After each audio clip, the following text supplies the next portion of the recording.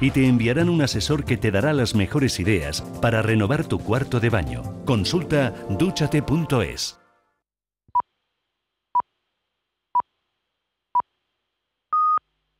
Son las 8 en punto de la mañana, las 7 en las Islas Canarias.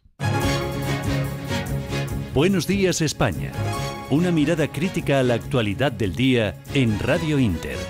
Buenos días, España, con Rafael Nieto y Eduardo García Serrano.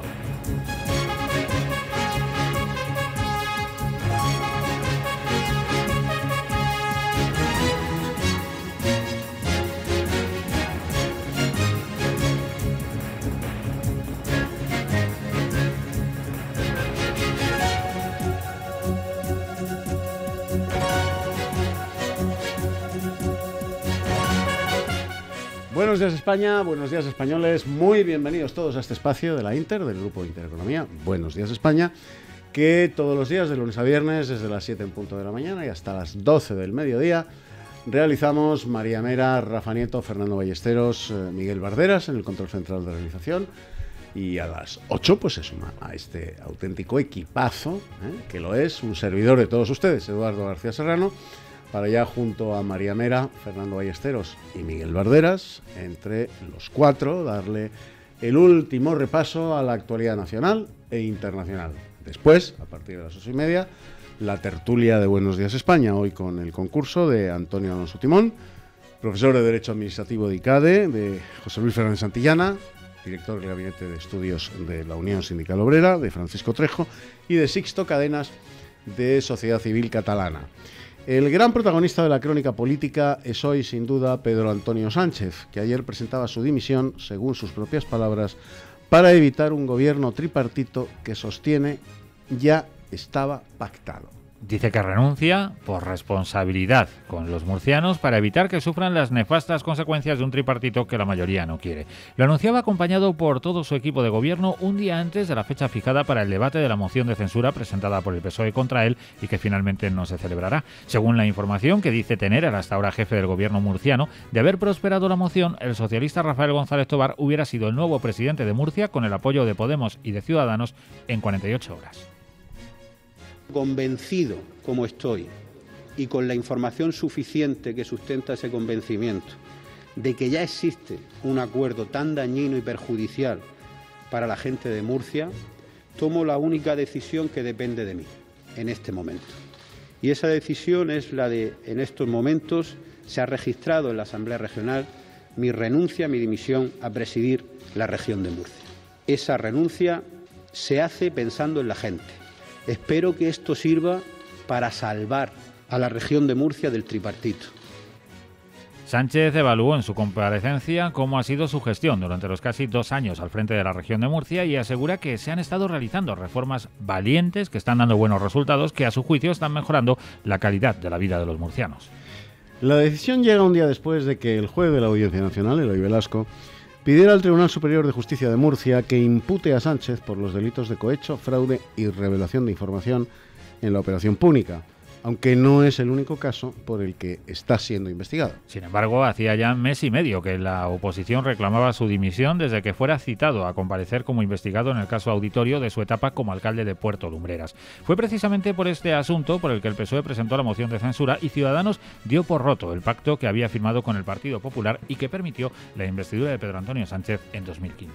Ayer mismo, Pedro Antonio Sánchez, que es también presidente del PP de Murcia y que seguirá siéndolo, convocaba una reunión de la Junta Directiva de la formación a la que asistió también el coordinador general popular, Fernando Martínez Maillo. La reunión fue convocada cerca de la medianoche de lunes por un escueto SMS en el que solo se advertía de su importancia al afirmar que la asistencia era inexcusable. En el encuentro, Sánchez propuso como candidato del PP a la presidencia del gobierno de Murcia al actual coordinador regional del PP, Fernando López Miras, tal y como anunciaba posteriormente en rueda de prensa Martínez Maillo. López Miras ha calificado de profundamente injusto el trato que ha recibido el que ha sido hasta ayer el presidente de la región de Murcia y ha reiterado la idea de Sánchez de que el PP no podía permitir el gobierno de tripartito.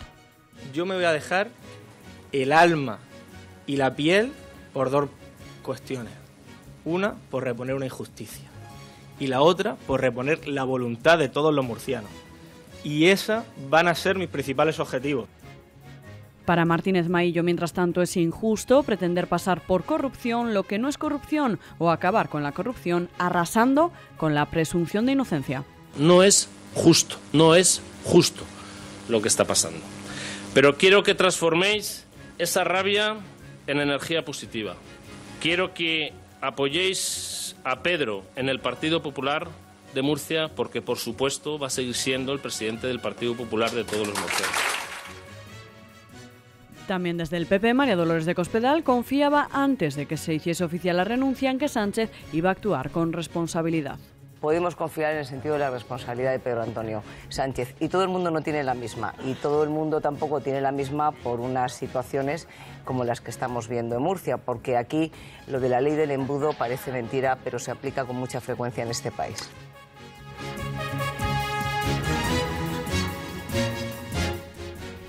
El PSOE de Murcia ha retirado la moción de censura. Por su parte, Ciudadanos se ha mostrado abierto a renegociar el pacto de gobierno con el Partido Popular. El secretario general del PSOE de Murcia, Rafael González Tobar, ha pedido al resto de la oposición formar un gobierno alternativo con un candidato único. Tras conocer la renuncia del jefe de Ejecutivo murciano, Tobar afirmaba que es un paso necesario, pero no suficiente. El portavoz de la gestora socialista, Mario Jiménez, considera que la dimisión de Sánchez se produce tarde y a rastras y lamenta que Ciudadanos haya dejado pasar la oportunidad de cambiar las cosas en Murcia.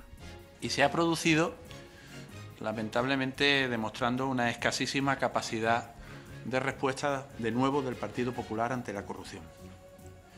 Ha tenido que pasar, como siempre, que el Partido Popular reaccione y llegue tarde, mal y arrastra. Desde Ciudadanos, su secretario general, José Manuel Villegas, aplaudía que Sánchez haya dimitido, pero le reprocha que haya tardado 45 días en hacerlo. Por nuestra parte, mostrar satisfacción porque creemos, insisto, que es la mejor solución para la región de Murcia, que es la mejor solución para los murcianos, que eso da una ventana de oportunidad a que siga una región con estabilidad política y con estabilidad en sus instituciones después de esta crisis de estos 45 días. Villegas ha advertido de que ahora el PP deberá proponer otro candidato y se tendrá que reunir con Ciudadanos para ver si se puede retomar el pacto. Y sobre las condiciones del nuevo acuerdo, como cuándo debe dimitir un cargo público si es investigado por corrupción, cree que el pacto anterior puede servir de base, pero que habrá que aclarar algunas cosas porque se han producido diferencias de interpretación. Por parte de Podemos, Irene Montero, su portavoz parlamentaria, calificaba de intolerable que tras la dimisión de Pedro Antonio Sánchez, Ciudadanos decida seguir sosteniendo al PP y evitar la conformación de un gobierno alternativo en esa comunidad. Es intolerable que Ciudadanos, el partido de la supuesta regeneración, su filial naranja, la filial naranja del Partido Popular, haya apoyado a Pedro Antonio Sánchez hasta el final, hasta que ha tenido que dimitir, y veremos ahora lo que hacen. Y ahora saben ustedes lo que nosotros hemos defendido. Es posible un gobierno alternativo y hay que hablar con el Partido Socialista para que exista un gobierno alternativo. El Tribunal Constitucional ha suspendido provisionalmente las partidas de los 3 presupuestos catalanes relativas a procesos y consultas populares y procesos de participación ciudadana, contra las que presentó el Gobierno un recurso de inconstitucionalidad. Además, ha advertido al Gobierno de la Generalitat de que debe obedecer su decisión tal y como pedía el Ejecutivo Central en su recurso. La suspensión es una medida cautelar que mantendrá mientras el alto tribunal estudia el fondo del asunto y que se produce automáticamente con la admisión del recurso, dado que así lo recoge la Constitución. De hecho, ni la admisión a trámite ni la suspensión cautelar, que en principio se va a mantener durante 5 meses, determinan cuál será el sentido del fallo sobre el fondo del asunto. Hay que recordar que los presupuestos de la Generalitat prevén unas partidas que suman 5.800.000 euros, además de un crédito de 407.000 euros, cuya finalidad es organizar el referéndum independentista anunciado para septiembre de 2017. Esas partidas son las que quedan suspendidas provisionalmente. La primera reacción a la decisión del Tribunal de Garantías fue la del vicepresidente del Gobierno, Oriol Junqueras, que es uno de los 19 apercibidos por el TC y que ha afirmado que el Tribunal Constitucional no podrá suspender la libertad ni la democracia. Desde el PP, Fernando Martínez Maillo le ha recordado a Puigdemont cuáles son las consecuencias de incumplir las resoluciones del Constitucional, y Albert Rivera recuerda que el gobierno catalán ha actuado de mala fe. Pues que no hubieran puesto la partida del referéndum de independencia y no había recursos. Si es que lo han hecho para eso, para que lo recurran. Es decir, es que A ver, no hay ningún jurista que advierta a la Generalitat. Sí, mire, el Consejo de Garantías de la Generalitat le dijo que no incluyeran esa partida. Entonces, no es el Tribunal Constitucional quien advierte de la inconstitucionalidad, ni el Gobierno, ni Ciudadanos. Es que es el Consejo de Garantías Estatutarias. Y esto demuestra la mala fe de quien ha hecho estos presupuestos para ir al choque de trenes. Hablamos un día más del PSOE. La presidenta andaluza y candidata a las primarias, Susana Díaz, aboga por fortalecer, atención, la fraternidad socialista y reivindica la memoria histórica y democrática de su organización. Esta chica ignora hasta la historia de su propio partido. Ayer hizo esta defensa, además encendida, de Felipe González y de José Luis Rodríguez Zapatero. En opinión de Susana Díaz, es bueno y serio que en democracia los partidos y la sociedad tengan memoria histórica, porque es la mejor manera de no volver a cometer errores, de aprender de ellos y de poner las luces largas a un futuro aún mejor. Díaz hacía estas manifestaciones durante su intervención en el acto de presentación del grupo de apoyo a su candidatura de la comarca sevillana de Aljarafe, que se celebró en la localidad sevillana de Camas. Por su parte, el también aspirante a secretario general del PSOE, Patxi López, advertía de que si los socialistas prolongan la pelea irracional y no abren una nueva etapa en la que se busque la unidad y la integración tras las primarias del próximo 21 de mayo, el partido va al desastre.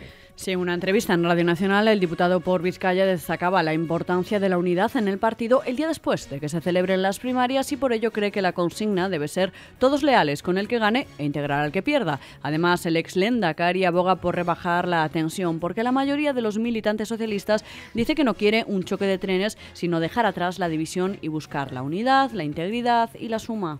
Esto no puede ser una pelea irracional entre socialistas. Este es un proceso interno que tiene una proyección externa. Y si nos seguimos enfrentando entre socialistas, no hacemos lo que tenemos que hacer, que es enfrentarnos a los problemas que tiene la ciudadanía y enfrentarnos en todo caso a la derecha. Si nos seguimos gritando entre socialistas, tenemos un problema porque nadie nos está escuchando fuera. Por cierto, que López asegura que llegará hasta el final del proceso, aunque sea el aspirante que menos avales recoja, para convertirse en candidato a la Secretaría General del PSOE.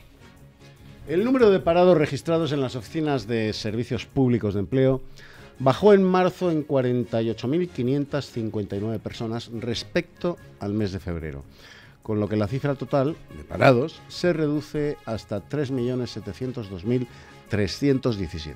Respecto a marzo de 2016, el desempleo se ha reducido en 392.453 personas. Desde el Ministerio se destaca que este es el mayor descenso registrado en un mes de marzo desde 1996, cuando arranca la serie histórica. Además, señalan que durante el primer trimestre del año el paro se redujo en 657 personas, algo que no ocurría desde 1999. Para Mariano Rajoy son datos muy buenos que indican que el trabajo va en la buena dirección.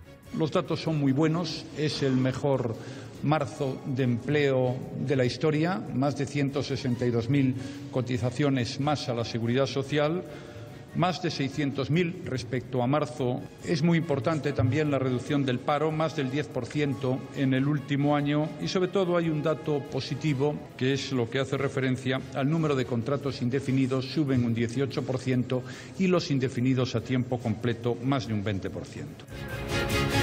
Otra reacción política, la de Albert Rivera, quien se felicita por los datos, pero recuerda que no nos podemos conformar con una realidad como esta. Yo entiendo que desde luego los datos de hoy son mejores que los de antes de ayer, pero de verdad que con un 40% de paro juvenil, de verdad que con un 18% de paro, de verdad que con una precariedad de 9 de cada 10 contratos en España, ¿estamos para sacar pecho? ¿De verdad que nos tenemos que conformar con tener el paro más alto de Europa siempre? Yo soy bastante más optimista y ambicioso, y por eso Ciudadanos va a plantear un nuevo marco laboral moderno, flexible, pero también estable, para que la gente no viva en precario en un país como el nuestro, ¿no? Por sectores, el paro ha bajado en servicios, industria y construcción.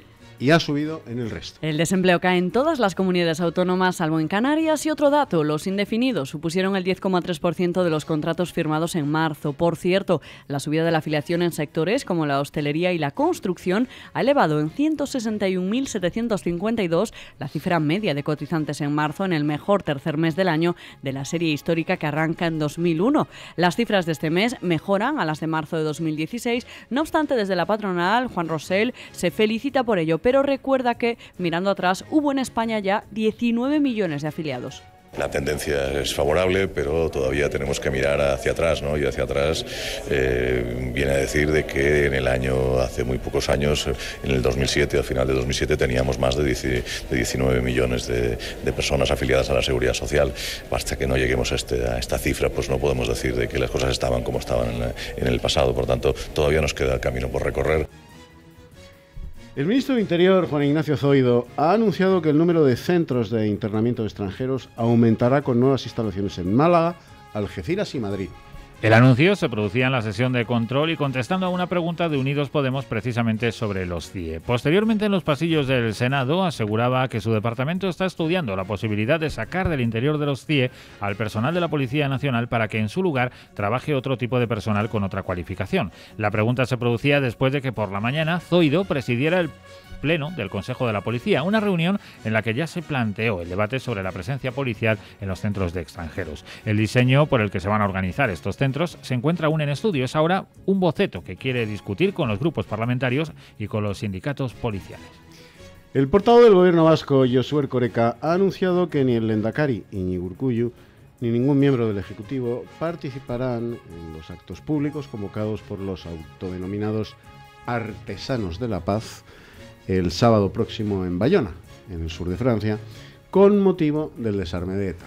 Además, asegura que el Ejecutivo vasco no tiene constancia de que, junto a lo convocado por la sociedad civil el sábado en Bayona, se vaya a organizar un acto institucional ni antes ni después de las 10:30 de la mañana, cuando está previsto que comiencen las actividades de esa jornada denominada Día del Desarme. Posteriormente arrancarán una serie de conferencias en las que tomarán parte expertos en resolución de conflictos, y a las 3 de la tarde se va a celebrar una concentración. Un hombre de 45 años ha sido detenido por su presunta implicación en la muerte de una mujer cuyo cadáver se encontró tras apagar un incendio en una vivienda de la localidad tinerfeña de La Laguna. La mujer, de 45 años, tenía un golpe en el cráneo y en el suelo había restos de sangre. El subdelegado del Gobierno en Canarias, Guillermo Díaz, hablaba del presunto autor del crimen. Esta persona había intentado autolesionarse, por lo cual fue hospitalizada, ya tiene el alta del hospital. Todo apunta a que estamos ante un caso de violencia de género. La víctima no había presentado denuncia por malos tratos ni existía orden de alejamiento. De confirmarse, se trataría de la 19ª por violencia machista en España en lo que va de año, la segunda en la Comunidad Canaria. El cuerpo sin vida de un niño de 3 años fue hallado en la tarde de ayer en una alberca situada en las inmediaciones de la Cuesta Cantalobos, en un espacio rural conocido como Río Seco, en la localidad granadina de Almuñécar. Sí, Emergencias 112 Andalucía recibió la llamada de un particular que solicitaba ayuda para localizar a un menor de 3 años que había salido de su casa y al que no lograban encontrar. Agentes del Instituto Armado confirmaba al 112, minutos después de las 6 de la tarde, que habían localizado el cadáver del niño en una alberca. Se ha activado ahora el protocolo judicial para esclarecer las causas del fallecimiento. Son las 8:18 de la mañana, 7:18 en las Islas Canarias. Vámonos a publicidad. Y a la vuelta iniciaremos ya el último repaso de la actualidad internacional aquí en Buenos Días España, en la Inter del Grupo Intereconomía.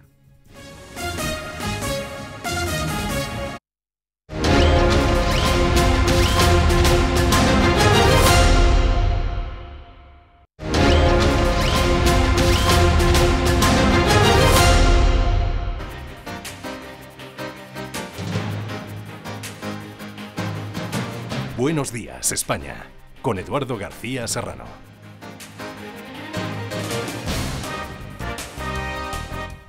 Ocho y 21 de la mañana, 7:21 en las Islas Canarias. Las investigaciones por corrupción de que son objeto el conservador François Fillon y Marine Le Pen, así como el pasado de banquero de negocios del socioliberal Emmanuel Macron, han marcado los momentos de mayor fricción en el debate de los candidatos presidenciales en Francia, celebrado ayer.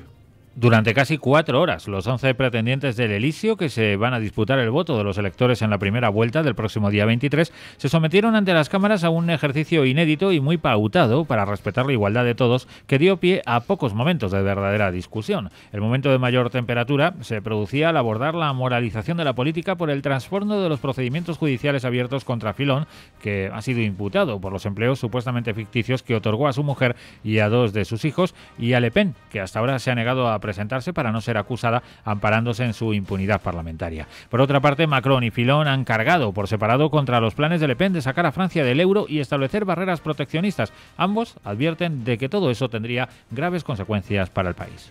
Corea del Norte ha lanzado un nuevo misil balístico desde su costa oriental que ha recorrido unos 60 kilómetros en dirección al Mar del Este. El proyectil denominado KN-15 ya fue probado con éxito el pasado 12 de febrero. El lanzamiento se ha realizado desde tierra y no desde el mar, por lo que se descarta la posibilidad de que sea un misil balístico lanzado desde un submarino. Es así como habitualmente lo hace Pyongyang. Realiza el lanzamiento desde la zona de Sinpo, donde se encuentra su principal centro de desarrollo para estos proyectiles. Este último lanzamiento se ha producido el día en el que el presidente de Estados Unidos, Donald Trump, recibe en Florida a su homólogo chino, Xi Jinping, en un encuentro que tendrá a Corea del Norte como tema principal. Trump ha pedido ya a Pekín, el aliado más cercano de Pyongyang, que ejerza mayor presión sobre el régimen de Kim Jong-un de cara a que abandone el desarrollo de misiles balísticos y armas nucleares.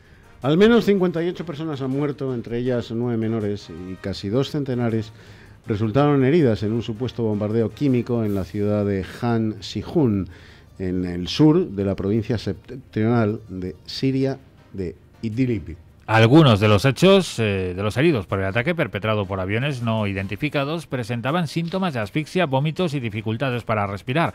Las víctimas han fallecido tras haber sido trasladados a centros sanitarios, y precisamente un centro sanitario sufría también un bombardeo en las últimas horas que ha provocado la destrucción de parte de las instalaciones y la pérdida de medicinas y de suministros médicos. El gobierno sirio rechaza haber utilizado armas químicas y asegura que el ejército no ha utilizado ni utilizará jamás este tipo de armamento en ningún lugar ni momento, ni en el pasado ni en el futuro. Rusia, aliado de Siria y principal sostén aéreo de las fuerzas gubernamentales, también ha negado cualquier responsabilidad en el suceso. Las autoridades rusas han identificado ya al autor del atentado en el metro de San Petersburgo, que costó la vida el pasado lunes a 14 personas. Se trata de Akbarzon Jalilov, ciudadano ruso originario de la República Centroasiática de Kirguistán. El Comité de Instrucción de Rusia, que dirige la investigación, ha explicado que según los análisis genéticos y las imágenes de la cámara de seguridad, Jalilov, de 22 años, fue también quien colocó un segundo artefacto explosivo en otra estación de metro que fue desactivado por la policía. El comité ha confirmado también que Jalilov se inmoló en el metro y sus restos han sido encontrados en el vagón. Por el momento, ningún grupo ha reivindicado la acción.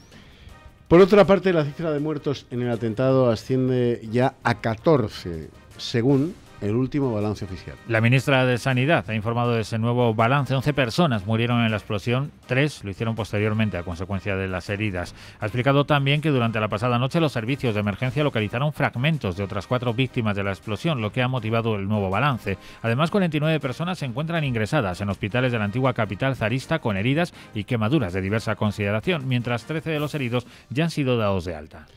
El Consejo Nacional Electoral de Ecuador ha confirmado el triunfo en las elecciones presidenciales el pasado domingo de Lenín Moreno, el candidato auspiciado por el presidente saliente, Rafael Correa, que ha anunciado que ya trabaja en el traspaso de poderes y ha pedido al candidato opositor, Guillermo Lasso, que acepte con dignidad su derrota. El presidente del organismo electoral, Juan Pablo Pozo, ha explicado que con el 99,65% del escrutinio, Moreno obtiene el 51,16% de los votos en la segunda vuelta de las elecciones presidenciales, lo que ha calificado de resultados oficiales irreversibles. Pozo ha detallado que el candidato de Alianza País ha logrado 5.057.000 votos, mientras que Lasso, del movimiento Creando Oportunidades, ha conseguido 4.827.000. El responsable del Consejo Nacional Electoral ha asegurado que en todas las juntas provinciales electorales del país y en la Junta Especial del Exterior del Escrutinio ha sido público, con presencia de delegados de los 2 partidos. La Guardia Nacional de Venezuela ha disuelto con gases lacrimógenos y pelotas de goma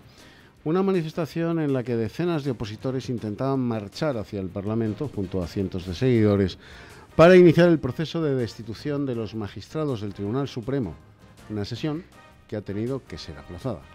El presidente de la Asamblea Nacional, Julio Borges, ha confirmado a los periodistas desde la propia manifestación que el Gobierno ha impedido que la mayoría de los diputados llegara a Caracas para participar en la sesión parlamentaria, además de frenar la marcha opositora. También acusaba al Gobierno del presidente Maduro de intentar impedir mediante la represión que el Parlamento celebre la sesión contra los jueces del Supremo, a los que responsabilizan de lo que la oposición califica de golpe de Estado, a saber, la decisión de asumir las funciones de la Cámara, que finalmente fue revocada. Son las 8 y 27 minutos de la mañana, 7 y 27 en las Islas Canarias. Punto final a nuestro tiempo de información en Buenos Días España. Vamos a publicidad y a la vuelta la tertulia. Nuestro tiempo de análisis en Buenos Días España, hoy con la participación de Antonio Alonso Timón, profesor de Derecho Administrativo de ICADE, de José Luis Fernández Santillana, director del Gabinete de Estudios de la Unión Sindical Obrera, de USO, de Francisco Trejo, de Sixto Cadenas también, estará con todos ustedes, Sixto Cadenas de Sociedad Civil Catalana.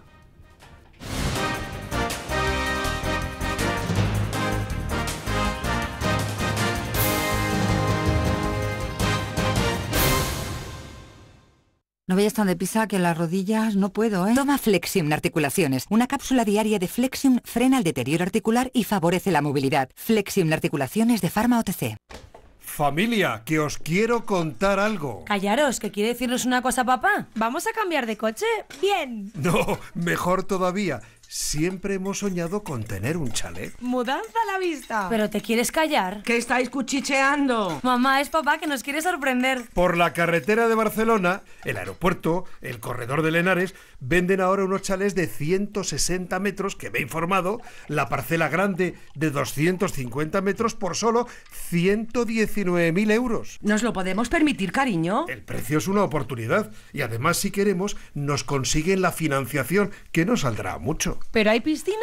Sí, tienen piscina y zonas verdes. Es un sitio muy bonito, lo que disfrutaríamos allí. También al enano le ha gustado la idea. ¿Y cuándo lo podemos ver? La empresa es Gestur. Se les oye mucho por la radio. Cariño, si quieres, llama tú, que te enteras mejor. 619-227-007. Después de ponernos el caramelo, no os vengáis atrás. Se lo voy a decir a mi novio. Esta niña todo el día con el novio. Qué envidiosa. Es que hasta para esto vais a discutir. A ver, repíteme el teléfono que voy a llamar. 619-227-007. ¡Qué ilusión! 619-227-007. Llama. ¿Se levanta usted a orinar por la noche? ¿Tiene problemas de próstata? ¿Quizá está pendiente de ser operado? Le vamos a dar una buena noticia. La hiperplasia benigna de próstata tiene muy cómoda solución gracias a un láser muy avanzado. Los doctores Jiménez Artieda y Hernández Villaverde dirigen la unidad de láser prostático en la Clínica Santa Elena de Madrid. Hablamos de la unidad más experta en este tipo de intervenciones que evitan la cirugía convencional. Más de 1000 casos operados con éxito. Consulte sus problemas de próstata. 609 15 16 03. No lo deje. 609 15 16 03. No solo hablamos de resolver los problemas o dudas de su alquiler, hablamos de evitárselos. ¿Es usted inquilino o propietario? ¿Está usted seguro que su contrato es legal? ¿Que le protege correctamente? ¿Tiene problemas de impago de rentas? ¿Alguna vez ha tenido conflicto por saber quién, si inquilino o propietario, tenía que pagar determinados arreglos de la vivienda? ¿Le han puesto una demanda o la quiere poner usted? ¿Tiene dudas de cómo debe actuar o si el derecho le ampara? ¿Sí? Pues llame a Legal Lifeline 902 80 8108 y contrate con estos abogados el producto Protección Jurídica Alquiler. Por solo 98 euros al año, menos de 8 euros al mes, tendrá su propio abogado las 24 horas del día. 902 80 8108. No tiene precio decir mejor. Háblelo con mi abogado. 902 80 8108.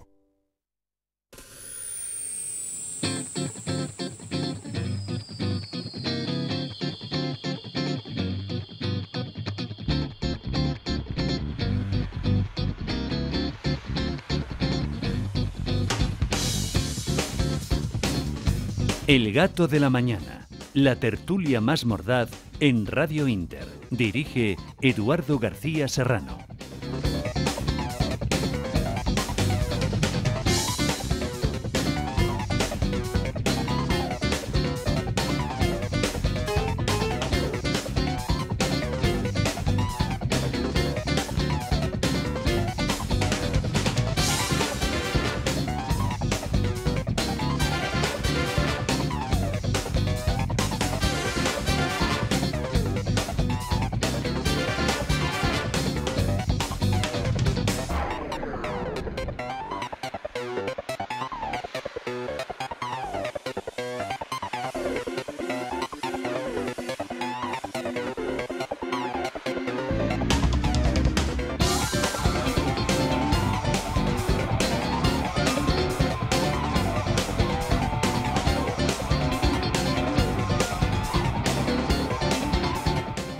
Y 32 minutos de la mañana, 7 y 32 en las Islas Canarias.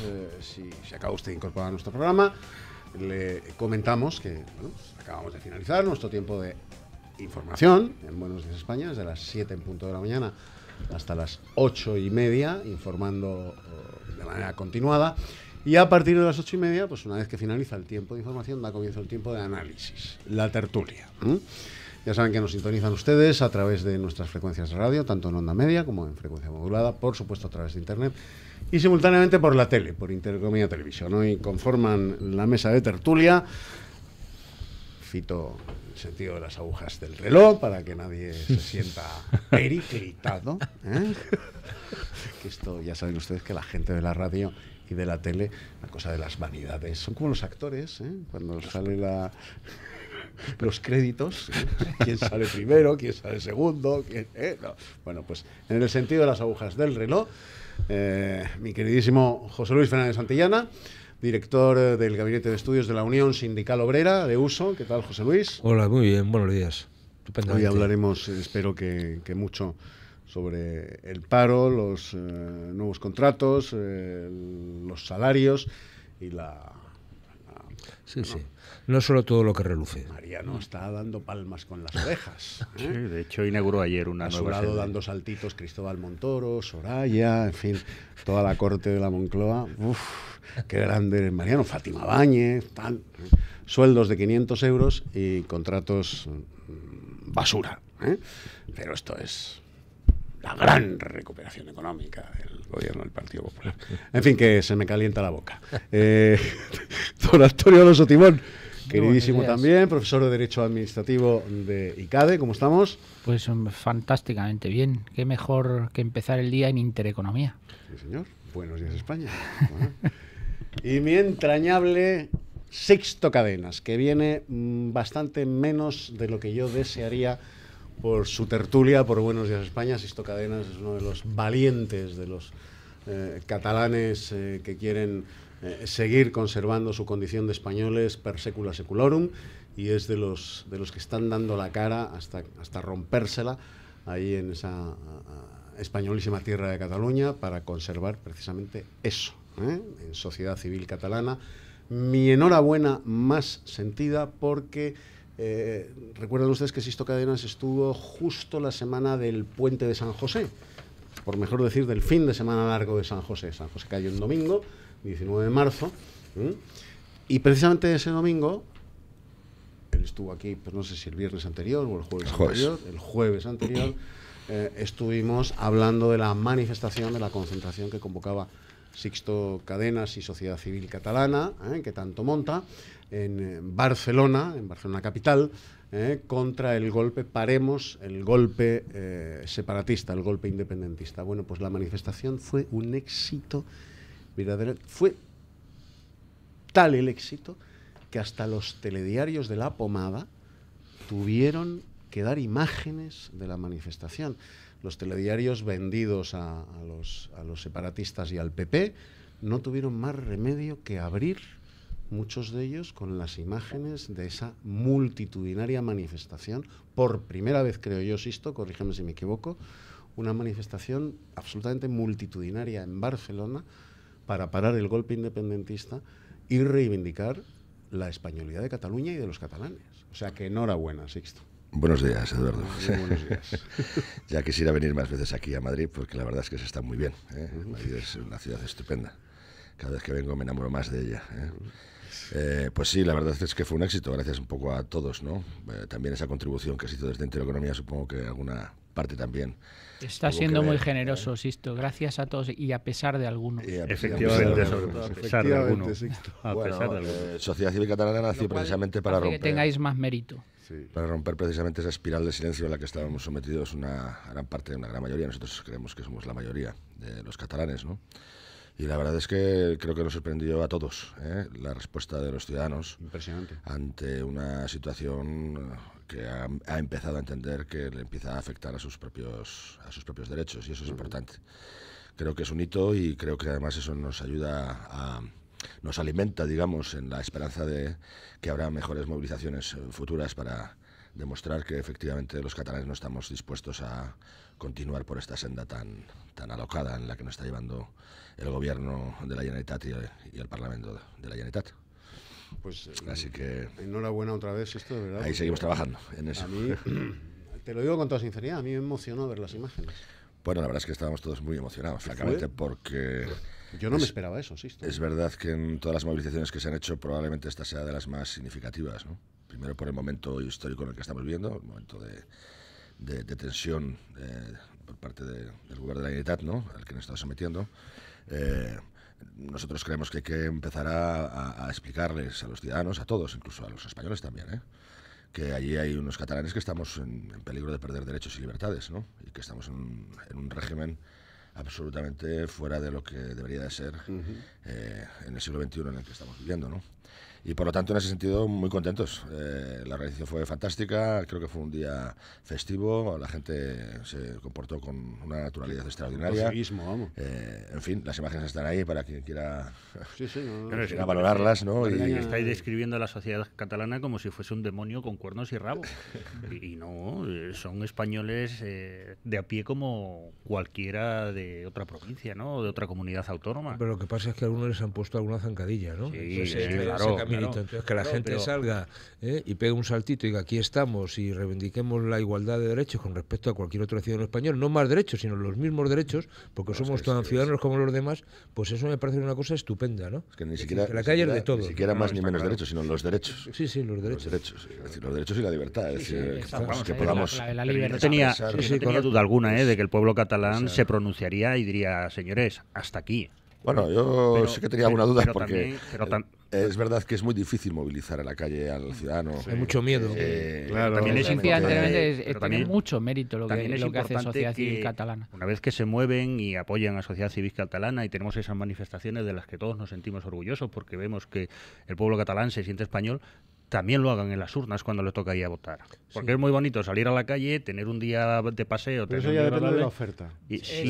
Bueno, pero es que al final tú tienes que optar por la oferta no separatista. Lo que pasa es que antes ni siquiera salieron a la calle. Quiere decir que esa opción siempre la han tenido, esa que se llama mayoría silenciosa, de hecho lo han demostrado, es decir, había más votos a favor de una determinada opción que de la que se nos quiere vender en el Parlamento, es decir, más allá como de hecho es así. Entonces yo creo que el tema de fondo sigue siendo, es decir, que la gente tiene que sentir el apoyo, tiene que sentir que son españoles y que por tanto el gobierno de España está a su servicio. Me parece que esto es importante, y ya está, y no sentirse huérfanos, ¿no? Me parece que esta es la clave. Sobre todo que la sociedad catalana debe darse cuenta de que estos dirigentes les están llevando a una situación absolutamente insostenible. Y entonces, haciendo un paralelismo que quizás no sea el más idóneo, yo creo que estamos llegando en Cataluña a una situación bastante similar a la que se produjo en el País Vasco con el tema de ETA, ¿no? Cuando ya llegó la sociedad vasca ya reaccionó, y me estoy acordando, por ejemplo, de las manifestaciones de Ermua con el asesinato de Miguel Ángel Blanco,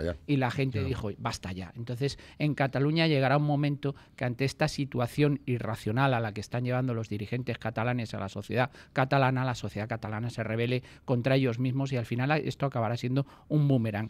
Y esto es un poco lo que está pretendiendo, desde mi punto de vista, el presidente del gobierno, que le da el el trabajo los demás, pero es que él también tiene que aportar algo, porque es verdad que el Tribunal Constitucional, como hemos comentado aquí en alguna ocasión anterior, puede ayudar a solucionar algunas cuestiones o aristas jurídicas del problema de parte de Cataluña, porque yo recuerdo una vez que estuvo en la tertulia aquí Sisto y que dijo, no, si el problema de Cataluña, no hay un problema con Cataluña, no es un hay un problema con parte de Cataluña. Y eso te lo compré, Sisto, porque creo que tienes toda la razón. Es que es absolutamente indiscutible. Efectivamente, es que la mayoría de los catalanes de muchas es maneras, gente normal, es que gente que respeta la libertad, que respeta la democracia. Se vuelve a decir lo del encaje de Cataluña. Es que Cataluña está encajada ya. Está perfectamente encajada. Que lo hemos asumido con mucha naturalidad, que efectivamente hace mucho daño realmente, porque al final estamos asimilando cuestiones que son absolutamente falsas, ¿no? Pero convendrás conmigo en que si el gobierno también ayudase un poquito más, es decir, la sociedad civil catalana, a los empresarios, a los que apela ahora el presidente del gobierno, etcétera, etcétera, el Tribunal Constitucional, cuando se pone de perfil el gobierno hacia el Tribunal Constitucional, todo eso está muy bien y creo que hay que hacerlo y es necesario.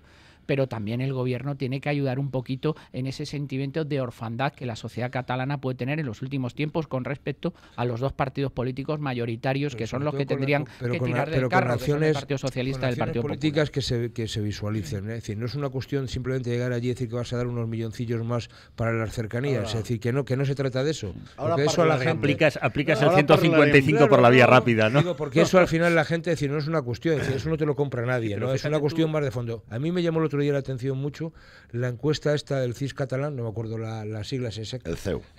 Bueno, donde de alguna manera venía a reconocer que el sufragio independentista se estaba deshinchando. Digo, siendo una entidad propia de ellos, o sea, que empiecen a reconocerlo. También puede ser una estrategia, Es un mensaje porque pareciera como que ya como está desinflando, pues ya... No, que no hay que aflojar. Lo que quiero decir es que... Porque al final, recordemos... Es una estrategia, firme y te mantienes en los principios. O sea, si esto es un problema de principios y valores, y cuando renuncias a los principios y a los valores, renuncias a tu esencia. Claro. Y ya está. Porque recordemos que precisamente en esa encuesta del CEU todavía sigue siendo un volumen muy descorazonador. Pues comprobar que un 44%, aunque sea un 49% que votaría no a la secesión de Cataluña, todavía hay un 44% que votaría sí. Y ese dato realmente es escalofriante. Quiero decir que hablemos de que efectivamente ahora se puede comprobar, de hecho, después de la sentencia de la condena del señor Homs, que parecía que el Estado se iba a reventar, que iba a salir el mundo mundial a la calle, pues no hubo absolutamente ningún movimiento. No ha pasado nada. Quiero decir que es verdad que la calle ahora mismo se está invirtiendo el valor de la calle, en el sentido que el movimiento secesionista no tiene ya esa capacidad de movilización que había demostrado en los años anteriores. Hombre, y sin embargo nosotros hay una cosa que yo creo que es bueno recordar a la gente. Empezamos a movernos muchísimo más. Se está invirtiendo esto. Es una cuestión interesante. Es muy importante, sobre todo me gusta subrayarlo esto, porque cuando se habla de la bajada de sufrir, de verdad que me descorazona, porque me da la sensación de que la gente con eso puede aflojar no hay que aflojar. Pero eso es un mensaje político, al final no deja de ser un mensaje político. Que todo el tema de la corrupción está muy ligado al ámbito secesionista, entonces al final esto también es bueno recordárselo a la gente, Es decir, cuando la gente, el tema de la secesión, lo que está es vinculado a cómo me llevo el 3 o el 4% y cómo me forro yo personalmente, y por tanto no me interesa tanto esto que yo llamo mi país, sino lo que me interesa es mi bolsillo, esto es bueno recordarlo. Y vuelvo al tema de fondo, es decir, ¿dónde están los principios y dónde están los valores? Si el valor es el valor que yo me meto en la cartera, pues ¿a qué estamos jugando? ¿no? Sí, pero José Luis, al final, paradigmas, ¿no? Al final lo que realmente interesa al gobierno es esa cifra, ¿no? El 44% no y el 56% sí. Es decir, me quedo con el mensaje político porque, y voy diciendo, oye, que los paseitos de Soraya empiezan a tener éxito en Cataluña, ¿no?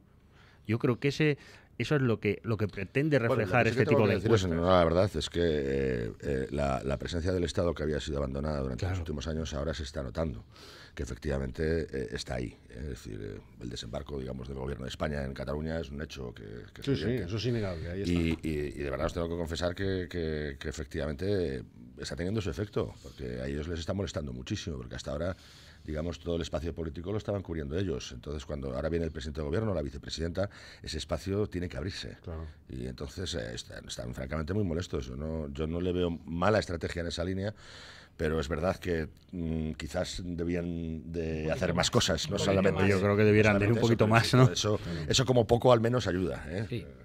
Todo ayuda. En cuanto a la política de gestos es muy importante. Los gestos en política son clave, ¿no? y que estén allí, que vayan allí con frecuencia, que normalicen la presencia del incluso Estado con sus España mensajes blanditos en una parte de su territorio. Pero están allí. Claro, es que no van a entrar con elefante en cacharrerías. No, es que lo que dice Sisto es verdad, es que el espacio político había sido dejado a los nacionalistas y se les ha dejado hacer durante 30 y tantos años. Y el problema es que, claro, han pasado la línea roja. Aquí el pacto era, mientras tú no pases la línea roja, haces de la independencia, entonces era la autonomía, etcétera, etcétera, haces tu modus vivendi, porque no solo la corrupción, José Luis, aquí es que ha vivido gente de Convergencia y de Esquerra, vive muy bien políticamente del discurso del discurso, claro. Antes era el discurso ambiguo, ahora es el discurso de echarse al monte. Y no solo los corruptos, que los hay, es que los tipos normales también viven de eso. No es baladí. Lo de la corrupción no es baladí. No, por supuesto. Recordar el presidente cómo era. Son 4 choritos que se lo llevan calentito, ¿no? El antiguo presidente del Parlamento, es un sistema absolutamente... Que era de Esquerra. El coche que se tuneó, ¿os acordáis, no? Sí. O sea, bueno, va, o sea, ¿esto qué es? Un Audi 8. Claro, tuneado allí con su ordenador. Bueno, pero... O sea, una oficina portátil. No, pero bueno, esto es tener un morro que se lo pisan, ¿no? Es un escándalo, pero vamos, con todas las de la ley. La corrupción es a gran escala y a pequeña escala, pero claro. Al final corrupción es corrupción. Y es cuando tú te sirves de los instrumentos en beneficio propio. Eso es el paradigma de la corrupción. Y a partir de ahí luego ya veremos dónde tienes las cuentas. Hay una corrupción que no es dineraria, por decirlo de alguna manera, ¿no? Sí. Que también es el uso fraudulento de los recursos públicos para... Ahora hablaremos, queridos amigos. Una sola ideología, ¿no? Claro. Que podemos comprobar como TV3, por ejemplo, ¿no? Está dando una cobertura extraordinaria y espectacular a uno de los principales problemas que tiene la sociedad catalana, que es precisamente esa corrupción sistémica, ¿no? Y podemos comprobar que efectivamente sí, no les queda más remedio, porque entonces ya sería, en fin... Sí, pero habría que ver las piezas, ¿no? Cómo están redactadas y cómo están enfocadas y el uso de imágenes. En directo del juicio del expresidente, el señor Mas, que tuvimos que aguantar y soportar, tampoco estaba mal, porque también era una cuestión de visualizar lo que ocurre cuando uno traspasa la barrera de la ley, aunque a alguno le pueda parecer poco, al menos estuvo sentado durante toda una semana en un banquillo frente a un tribunal que no creo que sea del agrado de nadie, ¿eh? Por tanto, pero quiero decir que ahí sí que hubo una cobertura extraordinaria por parte de los medios públicos, ¿no? Y sin embargo, con este tema de la corrupción pasamos... Pero fíjate, yo creo que ahí en eso que tú dices... Que hay una corrupción que no es tan espectacular como que se... Pero ahí le puede resultar el índice de la vida. Le puede dar el efecto contrario, el hecho de que tuvieran al presidente sentado, ¿no?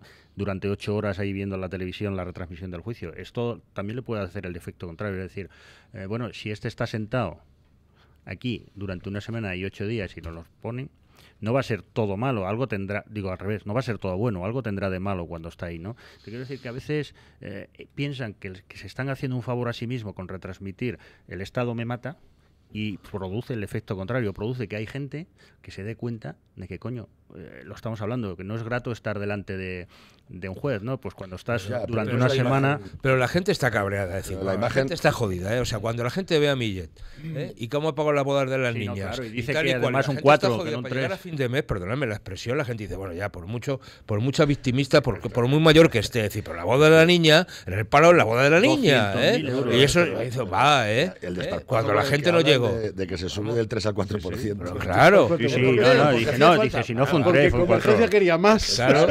El fiscal ya se cachondea diciendo esto que es el nivel del índice de... Así es la prueba del algodón, ¿no? Y la niña diciendo, no, pues lo pagaba papá, pues ya está, ¿no? O sea, aquí qué más da, ¿no? Me enteré que pagó mi padre esto de aquí y tal. Bueno, yo pensé que no lo pagó, o sea, al final... No, lo pagó el suegro, que le cobró encima. Se lo cobró el tío. O sea, la boda la pagaron... Esto lo de la pela es la pela, ¿no? Y sobre todo... La pagaron todos los ciudadanos catalanes y los empresarios que fueron saqueados con las mordidas del Palau. Y cuando le pasó la factura al consuegro, le sacó la mitad de lo que había costado la boda para la buchaca. Vamos, que hizo un negocio tremendo con la boda de la hija. La paga con una mordida y le cobra al suegro la mitad del coste de la boda. Esa es la parte más cutre que nos permite casi reírnos de una situación esperpéntica, ¿no? Pero recuerdo que, por ejemplo, que una de las confesiones que hizo a mí me parece bastante fuerte, el reconocer que es que se sentían con la legitimidad de cobrar eso porque trabajaban mucho para el Palau de la Música y por tanto se sentían con toda la legitimidad de robar ese dinero Legitimidad, guión, robar, ¿no? impunidad. Pero lo hacían con la absoluta legitimidad, es decir, ellos se sentían absolutamente amparados por su...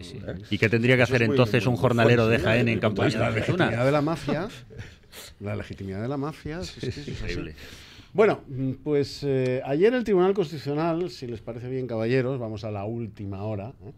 Lo que pasa es que esta última hora del Tribunal Constitucional respecto del Gobierno y el Parlamento separatistas catalán, ¿no tienen ustedes la sensación de un déjà vu?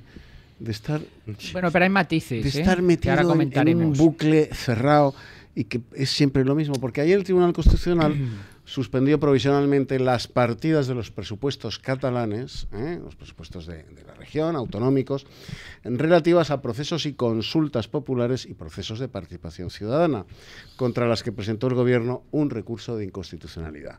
Además, ha advertido al Gobierno de la Generalitat, el Tribunal Constitucional, de que debe obedecer, atención, debe obedecer, o sea, es necesario advertir que hay que obedecer. Por si las moscas. Yo creo que ese es el matiz diferenciador.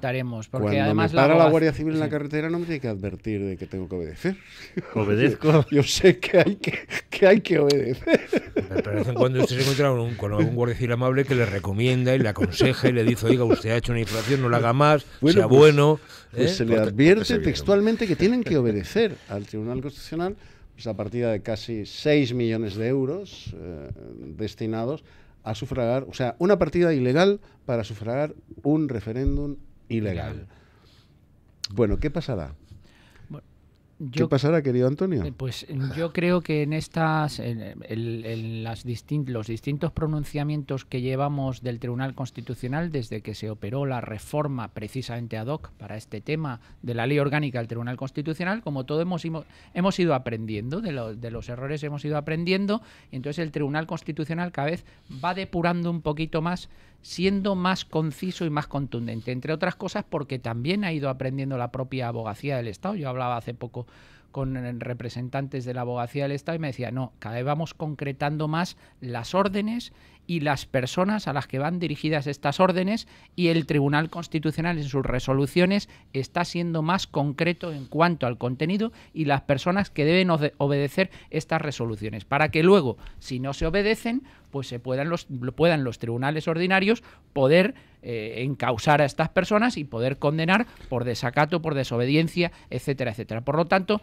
yo creo que sí que hay avances, hay una depuración de la propia doctrina del Tribunal Constitucional, y creo que eso es importante. Creo que es una cosa necesaria, que los temas jurídicos y quien se salte la legalidad tiene que ser sentado en el banquillo, como ya hemos visto en alguna ocasión en las últimas semanas, y como puede ser en el futuro. Es un aviso a navegantes, decir, señores, ya saben ustedes a lo que se enfrentan. Yo estoy totalmente de acuerdo. Para mí la condena al señor Mas es una condena liviana, porque ya saben ustedes que yo no participo de la exclusión, igual, por cierto, que lo hizo el fiscal. El fiscal pedía también que se le condenase al señor Mas por el delito de prevaricación. Yo creo que ahí el delito de prevaricación está muy directamente relacionado con el delito de desobediencia por el que se le acabó condenando, pero lo que sí es verdad es que, como decía Sisto anteriormente, no creo que sea plato de gusto para nadie estar sentado delante de un tribunal como estaba el señor Mas, con lo soberbio que es además, y que recibas una sentencia de inhabilitación por parte de 2 años. Por lo tanto, esto es un aviso a navegantes, porque ahora se va a concretar mucho más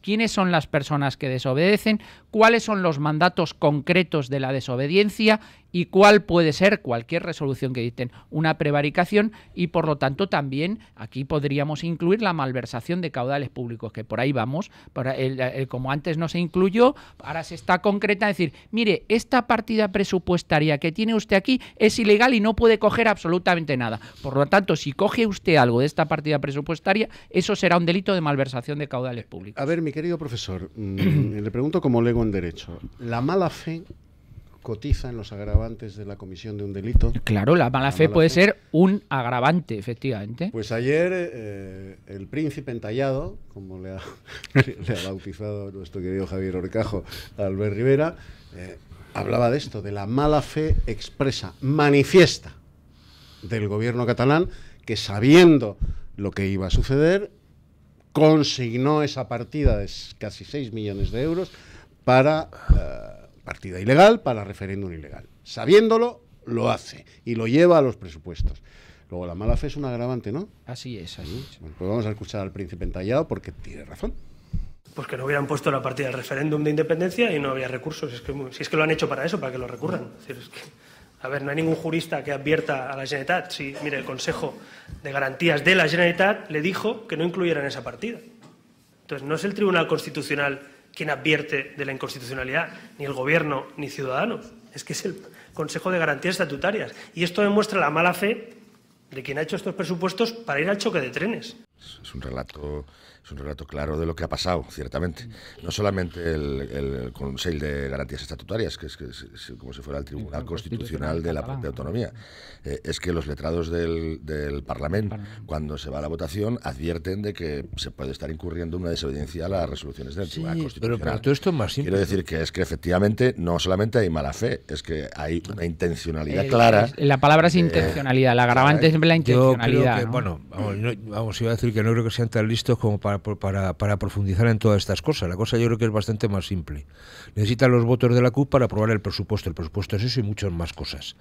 No sé si buenas, malas o regulares. Entonces la condición sine qua non para que el presupuesto se apruebe con los votos de la CUP es que aparezca esa partida, sabiendo que después la partida va a desaparecer, no se va a poder tocar porque va a haber una resolución del Constitucional. Ya está. Pero el tema de fondo es que para que ese presupuesto se apruebe, incluso con esa, entre comillas, presunta ilegalidad, necesitan los votos de la CUP porque si no, no se aprueban. De hecho, recordar que la CUP le cede 2 votos, exactamente aquellos que son necesarios para que el presupuesto se apruebe. A partir de ahí, ya está.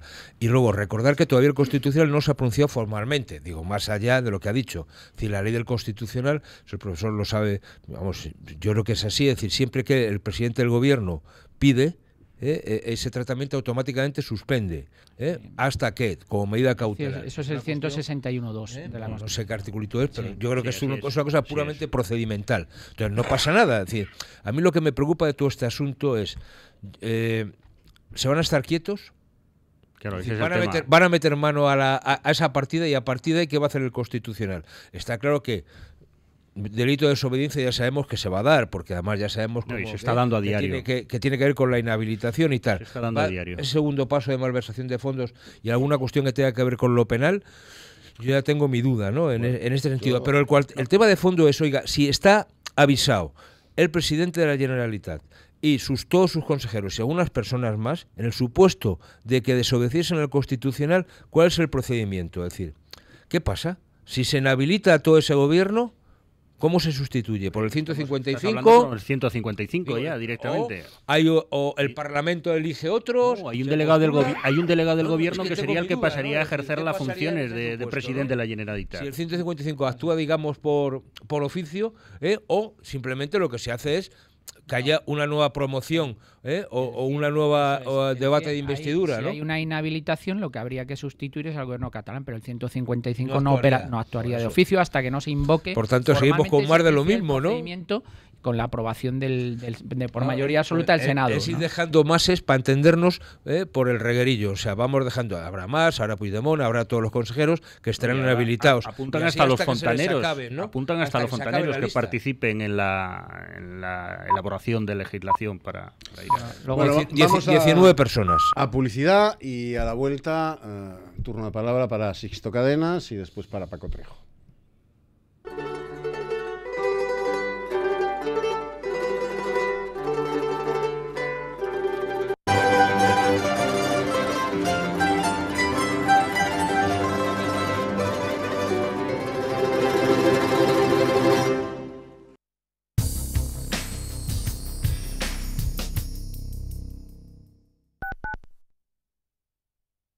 Silencio. La Semana Santa está en las calles de la provincia de Valladolid, en el alma de cada vecino, visitante o penitente. En cualquier rincón de nuestros pueblos y ciudades, el arte emerge de la penumbra a la luz de faroles y cirios. Silencio. La Semana Santa está en las calles de la provincia de Valladolid. Cada lugar, una experiencia. Cada paso, una emoción. Provincia de Valladolid. Mucho que ver contigo.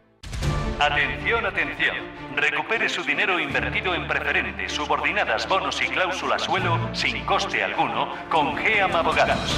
No espere más. Llame sin compromiso al 91 457 60 96 y obtendrá los mejores resultados. Recuerde, GEAM con J. 91 457 60 96. Radio Inter, la radio que esperabas. ¿Estás pensando en hacer una reforma de tu baño? ¿Quieres cambiar tu antigua bañera por una ducha? Llama a dúchate.es, te la cambian en 24 horas. En dúchate.es son especialistas en reformas rápidas, cuentan con los mejores profesionales y los diseños más modernos. Puedes visitarles en su exposición de Madrid, en la calle Ferrocarril 5, o conocer su tienda en Las Rozas, en el Centro Comercial Burgocentro. Llama a dúchate.es al 91 474 1004 y te enviarán un asesor que te dará las mejores ideas para renovar tu cuarto de baño. Consulta dúchate.es. Lo natural es tu salud. Con el Dr. Márquez estará todos los días de 11 a 12 de la mañana en Radio Inter para atender en directo todas las consultas. El Dr. Márquez es médico especialista en medicina de familia. Recuerda, si quieres cuidar bien tu salud, haz tus consultas en directo al Dr. Márquez todos los días de 11 a 12 de la mañana en Lo natural es tu salud.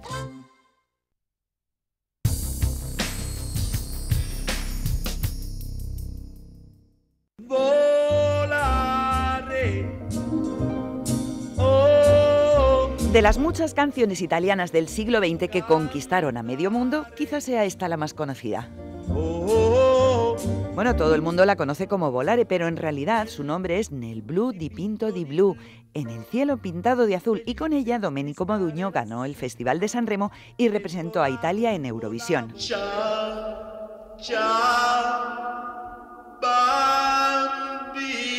Un auténtico genio, Domenico Modugno, cantante, compositor, guitarrista, actor, nos dejó hace ya algunos años, pero su legado musical es inmortal, como inmortales son las canciones de la colección que traemos hoy. Se llama Grandes éxitos franceses e italianos. Una colección que estará disponible durante muy pocos días. La pueden conseguir en la web musicadesiempre.com o llamando al teléfono 902 29 10 29. Aprovechen y pídanla porque esta colección tiene canciones preciosas.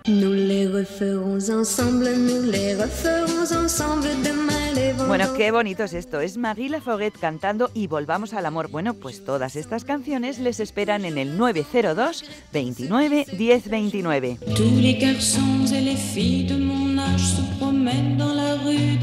Y además salen a un precio buenísimo, 3 discos, 60 canciones por solo 33 euros más gastos de envío. Pero es que además hoy viene con 2 regalos, una pulsera de perlas de 2 vueltas muy bonita y amigos, escuchen bien, los 50 primeros oyentes que hagan su pedido se llevarán los pendientes de perlas a juego. Recuerde que solo estará disponible muy poquitos días en musicadesiempre.com y en el teléfono 902 29 10 29. De carnicero a cocinero. Sergio, hoy escalopines extratiennos del Pozo. Sí, es carne riquísima, de cerdo, pavo, pollo, ternera, estupenda para los niños y para todos. Que quede claro, Ángel, extratiernos, los auténticos solo son del Pozo. ¿Al corte o en bandeja? El Pozo, contigo de principio a fin. El Pozo, empresa colaboradora de Caravaca 2017, año jubilar. El gato de la mañana, la tertulia más mordaz en Radio Inter.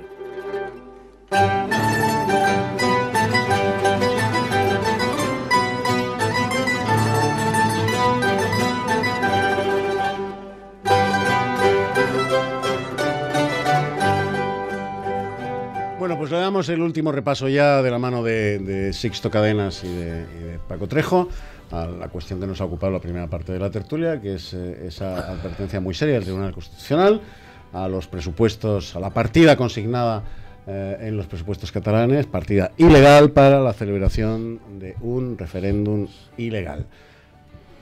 No, apuntar, como estábamos aquí fuera de micro comentando, ¿no? Que una de las cuestiones muy relevantes de esta resolución del Tribunal Constitucional, primero, que sigue siendo por unanimidad, que es importante. Eso es muy importante. 2, que se han puesto las pilas, que no hemos estado aquí tardando un tiempo innecesario. Y 3, que por fin se va a requerir a personas de forma directa y sobre todo a los funcionarios responsables también de que las leyes se cumplan en el territorio correspondiente y hagan un ejercicio de sus funciones leal a sus propias funciones, como funcionarios que son. Y por lo tanto, eso, hombre, para mí es esperanzador a la hora de prever que se las tendrán con más tiento que hasta ahora. Que mira, si eso que dices a mí me parece lo más importante de lo que se ha dicho hasta ahora en la tertulia. Porque vamos a ver, si en el ejército hace tiempo desapareció la obediencia debida, o sea, si un capitán le da a un teniente una orden manifiestamente inconstitucional, el teniente tiene la obligación de no cumplirla. Tiene la obligación de no cumplir esa orden manifiestamente inconstitucional. Bueno, si un funcionario de grado medio alto en el entramado del gobierno autonómico catalán, la Generalitat, el Parlamento, estamos hablando de grado alto, recibe una orden de su superior manifiestamente inconstitucional, ¿por qué coño la cumple? No tiene por qué cumplirla. La obligación es la contraria. Porque claro, si todo ese entramado de medios y altos funcionarios bueno, es que esto, por ejemplo, los letrados decidieran poner pies en pared y decir, no, mire usted, pero en el pronunciamiento del Tribunal Constitucional ayer lo dijo muy claro. Eso es ilegal. Hay que entender dos cuestiones. Vamos a ver, eso es importante. Los letrados, por ejemplo, del Parlamento advierten al Parlamento que es la obligación que tienen. No pueden hacer nada más. Ellos no pueden impedir que el Parlamento incurra en esa legalidad. El Parlamento. Lo que no puede dejar de hacer el funcionario, en este caso los letrados del Parlamento, es advertir expresamente de que se está incurriendo en una infracción de ley. Esa es su función y no pueden ir más allá, ¿no? Efectivamente. Y esa es lo que se está pidiendo. ¿Qué pasa en este caso también? Claro, habrá funcionarios que tengan que firmar el cheque que salga de la caja de la Generalitat para pagar una determinada factura. Lo que se llama el OK, el ad hoc, autorización, disposición y pago. No se va a firmar por ese funcionario porque se va se está jugando. Claro. De hecho, uno de los que están requeridos es la intervención, que es la que firma. Por mucho que el juez me pidiera cometer una ilegalidad, yo no la podría hacer. Y no la iba a hacer, desde luego, porque estoy jugando el puesto. Sí, pero por ahí. Además, porque es mi obligación. Pero fíjate que ayer el pronunciamiento del Tribunal Constitucional también hace énfasis en el tema de los funcionarios y fontaneros que participen en todo el tinglao, ¿no? Bueno, y las empresas privadas también, por cierto. Y las empresas privadas que funcionen. También las empresas que colaboren con esto también como bien decía el profesor, al final vamos cercándole el círculo hasta que los tengamos rodeados, ¿no? Pero aquí lo que está claro es que el pronunciamiento del Tribunal Constitucional se produce porque el gobierno actúa. Si el gobierno no hubiera actuado de facto y no lo hubiera recurrido, por el simple recurso de la oposición nunca hubiera podido paralizar estas cuentas o denominar el Tribunal Constitucional estas cuentas como ilegales. O sea que es muy importante que haya sido el gobierno y el presidente del gobierno español, porque no se hubiera activado. Sí, es automatismo. Claro. Pero bueno. Claro. O sea, es que esto da... Es que el otro día, mira, comentábamos, es decir, yo creo que los catalanes tienen que, vamos a ver, no están jugando limpio, entre comillas, ¿no? Porque si ellos tuviesen tan claro, el gobierno lo que tendría que hacer es intentar las modificaciones legales para que las cosas que planteen se puedan realizar. Y todos recordamos el plan Ibarretxe. Es decir, que implicaba una serie de medidas con un referéndum, incluso el Estado libre asociado, etcétera. Como estaba el Código Penal en aquella época, porque lo hizo el señor Aznar, en el que quien plantease un referéndum ilegal era un delito. Y recordar, entonces vino al Parlamento a defender su posición y salió con el rabo entre las piernas. Entonces, lo que se niega el presidente de la Generalitat es al venir tanto al Senado como al Parlamento de la Nación a defender su posición. Y por tanto estar sometido a que el resto de parlamentarios le puedan decir con la palabra aquello que piensan. Es que ese trámite del Parlamento no vino. Del Congreso sí que vino, sí. A explicar esto no. Y fue rechazado por el vino con la boca pequeñita. Bueno, vino como vino. Pero no vino al estilo Ibarretxe. No vino como Ibarretxe. No vino al estilo Ibarretxe. También es verdad que la situación es distinta. Ellos han conseguido efectivamente trasladar la idea de que este movimiento es un movimiento pacífico, la revolución de las sonrisas, ¿no? Y claro, no estamos hablando de lo mismo que en el País Vasco. La situación de la convivencia y la sociedad allí no estaba en las mismas condiciones, digamos, ¿no? Aunque bien es cierto que eso también es como se está demostrando ahora, también era una máscara, digamos, ¿no? La realidad es que efectivamente hay una cierta violencia no física, es verdad, no hay sangre en las calles. De las sonrisas. Sí. Pero el otro día pudimos comprobar cómo el Partido Popular sufrió en sus propias carnes la revolución un de las acto absolutamente sonrisas. reprobable, ¿no?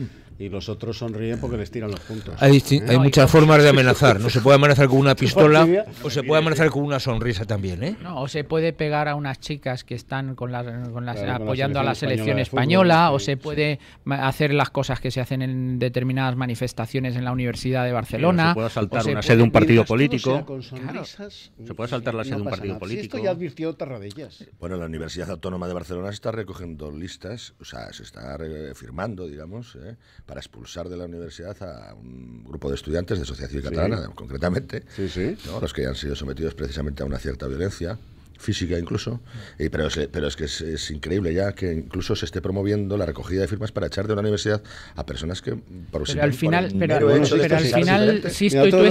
esto en el paradigma de la libertad, ¿no? Democrático es absolutamente... La alcaldesa de Barcelona ha abierto una lista en la que tiene registrado algo absolutamente anticonstitucional que nos retrotrae a los tiempos de la Rusia de Stalin y de la Checa y del Berlín de los años 30. Una lista en la que están codificados la ideología, la vida sexual y la religión de la Guardia Urbana de Barcelona, de los policías municipales del Ayuntamiento de Barcelona. Y están obligados a responder sobre su ideología política. ¿A quién votan? ¿De qué equipo de fútbol son? Absolutamente ilegal. ¿Cuál es su vida sexual? ¿Qué tipo de vida aparte sexual de legal llevan? Es muy inmoral. Y por supuesto, ¿qué religión profesan? Pero insisto, ¿tú no pasa nada, joder. ¿Tú no crees que en Cataluña toda esta presión que se está ejerciendo sobre los no nacionalistas, y tú esto lo conoces muy bien, tiene como objetivo último que la gente se harte y se vaya de Cataluña? En algunos casos, porque yo conozco, hay gente que dice, mira, es que estoy hasta la... Y eso es precisamente lo que no hay que hacer, hay que apoyar allí a la gente que no es nacionalista para que sea capaz de soportar esta presión, porque tú decías ante la revolución de las sonrisas, menudas sonrisas, es que en Cataluña hay una presión, y tú eso lo sufres y lo padeces a diario, hay una presión, social hacia los no nacionalistas, los que no comulgan con las ideas de estos señores. Hombre, tentaciones de abandonar el territorio las tiene uno si no fuera porque está enamorado de esa parte de su tierra, ¿no? Pero sí, claro, efectivamente esa presión social existe, es evidente, y intentar aniquilar al que no está en el procesismo, pues es un objetivo, porque eso ya lo conocemos y lo conocemos también en el País Vasco. O sea, en el País Vasco también se hacían estas cosas. Hay gente que se ha ido porque no ha soportado la presión en ese sentido. Pero a Barcelona, de Cataluña se está marchando, digo, del punto de vista que decimos con una cosa de generar riqueza, que es la inversión, no están llegando inversiones a Cataluña, o están llegando menos de las que podrían llegar por la infraestructura que tiene. Es decir, empresas que se están deslocalizando de Cataluña. No se puede calcular eso, porque eso sería lo más importante. Claro. Y a mí ¿cuánto hemos perdido realmente de crecimiento, de riqueza y en todos los niveles sociales? ¿Cuánto hemos perdido con todas estas energías que estamos gastando? Me parece que esto sería clave, ¿no? Absurdas, porque luego al final, oye, todo esto, ojo, digo, y para el conjunto de los ciudadanos españoles... Empezamos en esto. Hasta ahora, el 2017... ¿Cómo estaba Cataluña en el 2010? ¿Cómo está ahora en el 2017? Y que se haga un análisis de hacia dónde ha llegado todo este sinsentido y toda esta sinrazón. Sí se puede ver, digo, en la contabilidad nacional cuando aparece la renta per cápita, es que Cataluña, estando de las que están arriba, no están abajo, digo, porque históricamente estaba muy arriba, es que ha descendido en posiciones. Digo, con respecto a Madrid, que ha subido, o como, por ejemplo, yo creo que esto es muy importante, ¿no? El régimen fiscal, es decir, la comunidad autónoma que tiene la mejor renta per cápita de España, curiosamente, es el País Vasco. Digo, curiosamente, entre comillas. Primero, por un sistema productivo que donde el tema industrial se desarrolla más y eso genera más riqueza, junto a un sector turismo, pero además hay un régimen fiscal como muy ad hoc. Entonces yo creo que eso también lógicamente contribuye, ¿no? Es curioso que esté en Navarra, esté el País Vasco, Navarra y Madrid después. Oiga, es que el régimen fiscal tiene que ver mucho con la generación de riqueza en un territorio determinado. Me parece que esto es muy clave. ¿Y cómo Cataluña ha ido descendiendo en ese ranking? Digo, siendo de las que no... Pero se han ido despreocupando de hacer políticas. Porque lo hubiera sido se han ido desde los ocupando orígenes. de hacer otro tipo de cosas. Es decir, Cataluña Cataluña ha estado a la cabeza, digamos, de la riqueza. Sí, pero ahora está el cuarto o quinto, ¿eh? Ha pasado a estar, ahora está en quinto sexto lugar. Pero quiero decir que si ha estado ahí, claro, en el régimen fiscal que tenía, que no era el privilegiado que tienen los vascos. ¿Cómo estaría? Claro, quiero decir, no, si estaba así sin necesidad de un régimen fiscal ad hoc, como dices tú, ¿por qué no puede continuar así? Claro. Sin cambiar el régimen fiscal.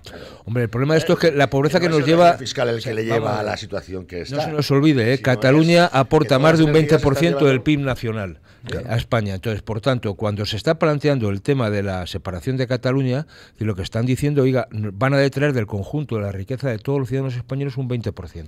Esto es una broma, ¿eh? Es una mala broma. Es decir, yo creo que esto es bueno recordarlo, ¿eh? Cuando estamos hablando de salir de la crisis, de la recuperación económica y de algo básico que es la solidaridad entre los territorios y entre las personas, para salir de esta crisis, oiga, lo que están planteando ustedes es quitarnos el 20% de lo que todos tenemos. Quitarse a ellos mismos, Claro, a ellos mismos, claro. Eso que ha dicho de los territorios y las personas, no. La solidaridad es de las personas. Sí. Y tenemos que empezar a hablar solo de ciudadanía. Sí, no de los catalanes y de los tal, porque al final todos somos españoles. También puede primero ser. Los derechos de los ciudadanos y luego vamos a los territorios. También puede ser solidario porque al final es verdad que cotizan las personas, pero quien gestiona, no se nos olvide, la pasta que las personas ponemos son los gobiernos de los territorios. Es decir, Cataluña o el País Vasco o cualquier territorio que tenga un PIB alto y que efectivamente contribuye de una manera notable con respecto al resto de los ciudadanos, es porque hay más ciudadanos en ese territorio, no porque ese territorio tenga especialmente... No. Pero el problema es que al final quien gestiona esa riqueza... Se han hecho determinadas políticas que han favorecido en algunos momentos de la historia reciente. A lo mejor esas inversiones si se hubieran hecho en otro territorio, y eso sí que es una cuestión estratégica, a lo mejor no hubieran tenido los mismos resultados. No, porque a lo mejor se han hecho esas inversiones para callar, porque curiosamente ha sido el País Vasco y Cataluña. A lo largo del siglo XX... Tiene puerto, el País Vasco tiene puerto, estamos hablando que...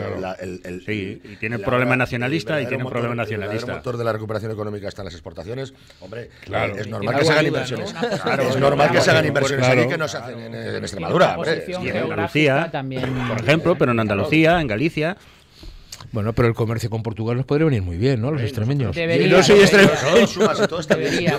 No, que es una broma. Quiero decir, no, pero estamos hablando de todo el tema de lo que hemos comentado ya a veces, el tema de los puertos, incluso las autopistas marítimas, es decir, interconexión de puerto y todo lo que tiene que ver con los grandes núcleos, ¿no? Es decir, de distribución de los productos, ¿no? Y eso tiene que ver con la llegada del ferrocarril directamente a los puertos, tiene que ver con la alta velocidad en el transporte de mercancías. O sea, no puede ser que en España sigamos dependiendo del transporte por carretera para mover las mercancías. Es una cosa ya decimonónica, o sea.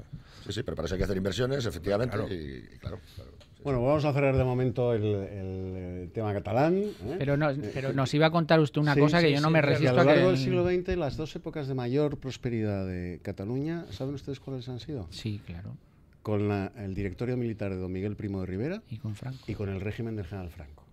Cuando han llegado al poder los separatistas que dicen que la aman tanto, resulta que 40 años saqueando a Cataluña, nacionalistas y separatistas, si es que hay diferencias, y la han llevado a la situación en la que hoy se encuentra. Y en la democracia, los que la aman tanto. Y en la democracia, ¿sabe usted cuál es el gobierno que más ha invertido en Cataluña? El Partido Popular, tanto en la época de Aznar como en la época del señor Rajoy. Bueno, pues vamos a hablar ahora de un territorio muy relacionado con Cataluña.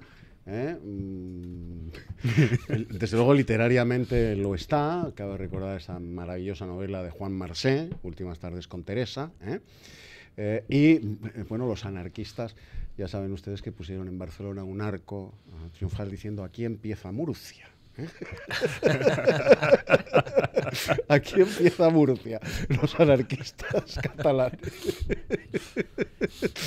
que siendo unos auténticos bárbaros, pues tenían estas cosas cachondas, ¿no? Y divertidas, estas cosas del humor catalán, ¿no? Aquí empieza Murcia. Bueno, pues nos vamos a trasladar a Murcia, porque uno, oyendo ayer las alabanzas, las odas y los madrigales que le han compuesto a Pedro Antonio Sánchez, tanto su sucesor como Maillo y como Cospedal, coño, si es tan bueno, si es tan injusto lo que se está haciendo con él, ¿por qué os lo cargáis? Porque No sé. O sea, porque es que tú oyes, y lo vamos a oír ahora, oyes a Miras, a López Miras, el que le va a sustituir al frente de la presidencia de la Comunidad Murciana. Oyes a Fernández Maillo, que salió ayer perdiendo el culo para Murcia, para tratar de controlar la situación, y oyes a Cospedal. Dices, pero ¿estamos hablando de Pedro Antonio Sánchez o de un híbrido de Pericles y San Pablo? Una cosa... 12 pares.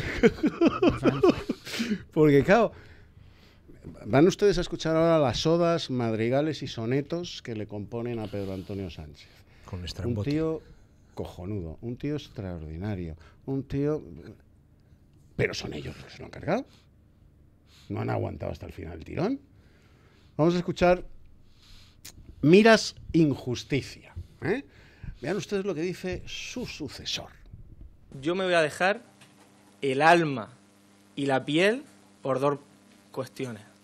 Una, por reponer una injusticia. Y la otra, por reponer la voluntad de todos los murcianos. Y esas van a ser mis principales objetivos. O sea, que el PP ayer estaba perpetrando una injusticia al cargarse a este señor. Porque se lo ha cargado el PP. Fernando Maillo, el correo del zar, o sea, de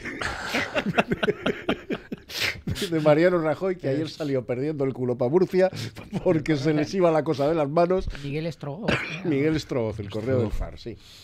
Este con bastante menos clase y menos gallardía que Miguel Strogoff, pero ha actuado de eso. Escuchen ustedes a Maillo, la oda que le compone a Pedro Antonio Sánchez. No es justo lo que está pasando. Pero quiero que transforméis esa rabia en energía positiva. Quiero que apoyéis a Pedro en el Partido Popular de Murcia, porque por supuesto va a seguir siendo el presidente del Partido Popular de todos los murcianos. No es justo. Y han adquirido esa muletilla de repetir dos veces la misma frase para darle... Pero no es justo, no es justo. Pero aquí tienen un problema. Entonces, ¿por qué os lo cargáis? Y ahora Cospedal, la Clausewitz del PP, al frente de los tercios españoles, del ejército español. Vamos a escuchar. Podemos confiar en el sentido de la responsabilidad de Pedro Antonio Sánchez. Y todo el mundo no tiene la misma. Y todo el mundo tampoco tiene la misma por unas situaciones como las que estamos viendo en Murcia. Porque aquí lo de la ley del embudo parece mentira, pero se aplica con mucha frecuencia en este país. Houston, aquí tienen un problema. No, mira, yo creo que el tema es muy sencillo.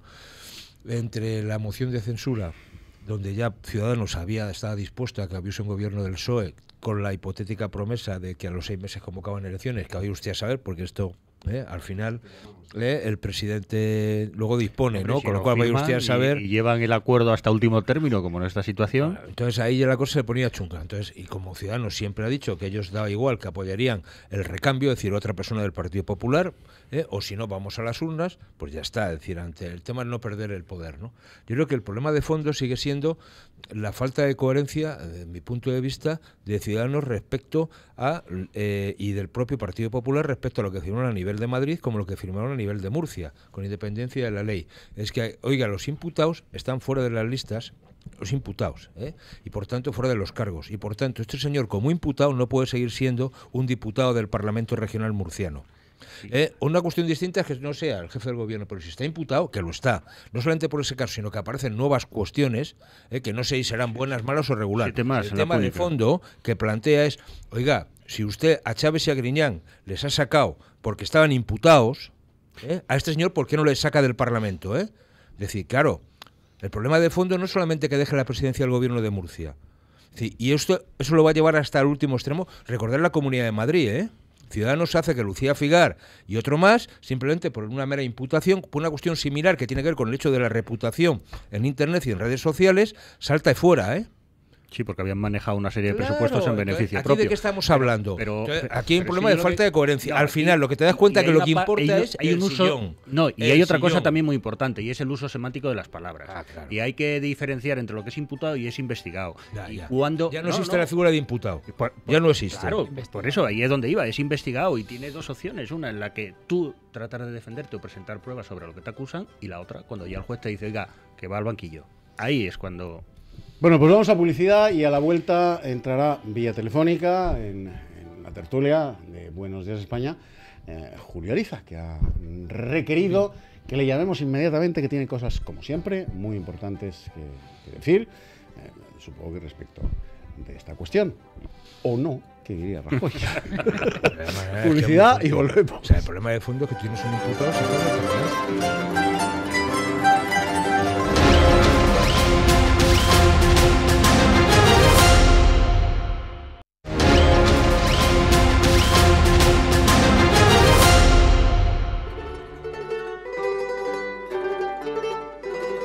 El gato de la mañana.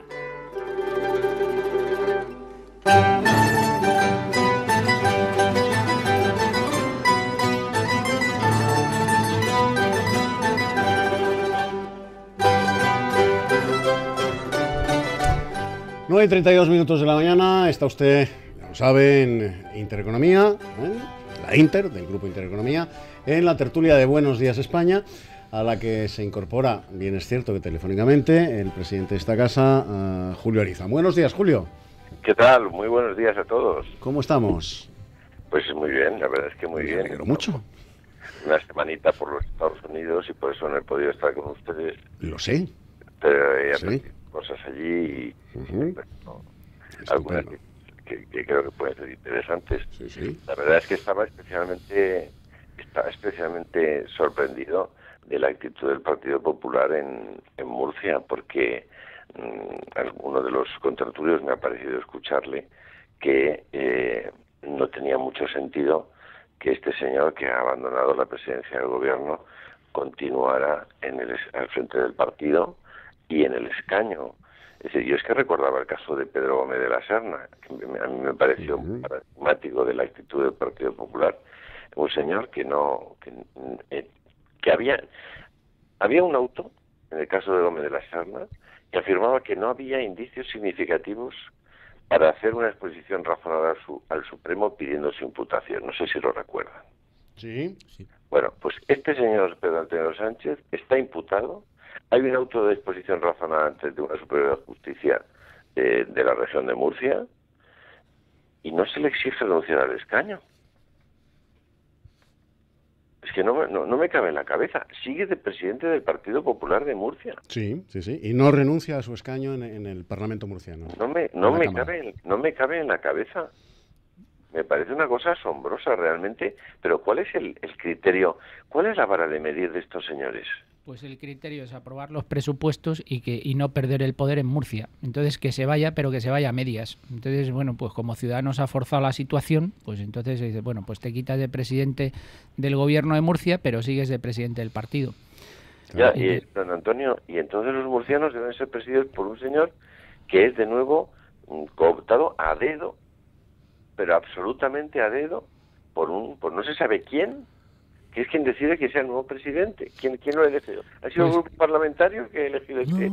Pero un pacto entre bambalinas. Pero este es el tema de fondo, don Julio. Es decir, yo creo que la corrupción de nuestro sistema político y de nuestro sistema electoral nos lleva a este tipo de situaciones donde al final los aparatos de los partidos o el amiguete del partido es el que decide quién va a gobernar, pasando por encima de lo que los ciudadanos en su día han opinado o han podido decir con su voto, ¿no? Es decir, esto nos lleva a que hay que replantear una reforma mucho más profunda de nuestro sistema electoral, ¿no? Para que realmente los ciudadanos sean los que eligen y no sean los aparatos del partido. Aquí lo que ha habido simplemente es una componenda que tiene que ver con el ámbito de la aprobación de los presupuestos, que tiene que ver con que no haya una moción de censura y un gobierno del Partido Socialista que podía plantearse en Murcia, y a partir de ahí dejar un delfín para una posible sucesión. Ojo con los delfines, que después a veces vamos como salen, ¿no? Pensemos cómo ha salido Rajoy respecto a Arnal, que también fue puesto a dedo, ¿no? O más con respecto al hijo, al primogénito. Bueno, no sé si Oriol Junqueras era el primogénito o no. No era el hereu político. El hereu político. Sí, pero no era el pero hereu. ustedes que conocen a Julio Ariza conozcan muy bien saben que la pregunta que está haciendo la está haciendo, es una pregunta retórica, porque, en fin, Julio Ariza en eso maneja la ironía muy bien.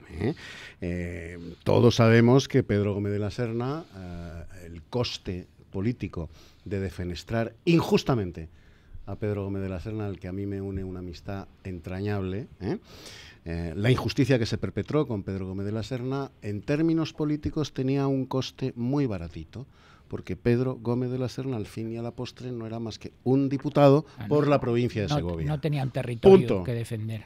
Punto. Ese era su nivel. Diputado por la provincia de Segovia. No hay más. En Murcia se están jugando el poder en un parlamento autonómico y en la presidencia de una comunidad. Y los presupuestos generales, entonces, como decía claro, el profesor antes. Y como eso es lo único que importa, y los presupuestos generales. Sí, lo que pasa es que están poniendo en cuestión tantas cosas. Realmente, el otro día leía un opúsculo que les recomiendo de Simone Weil, que se titula ¿Por qué hay que acabar con los partidos políticos? Y me pareció realmente interesante.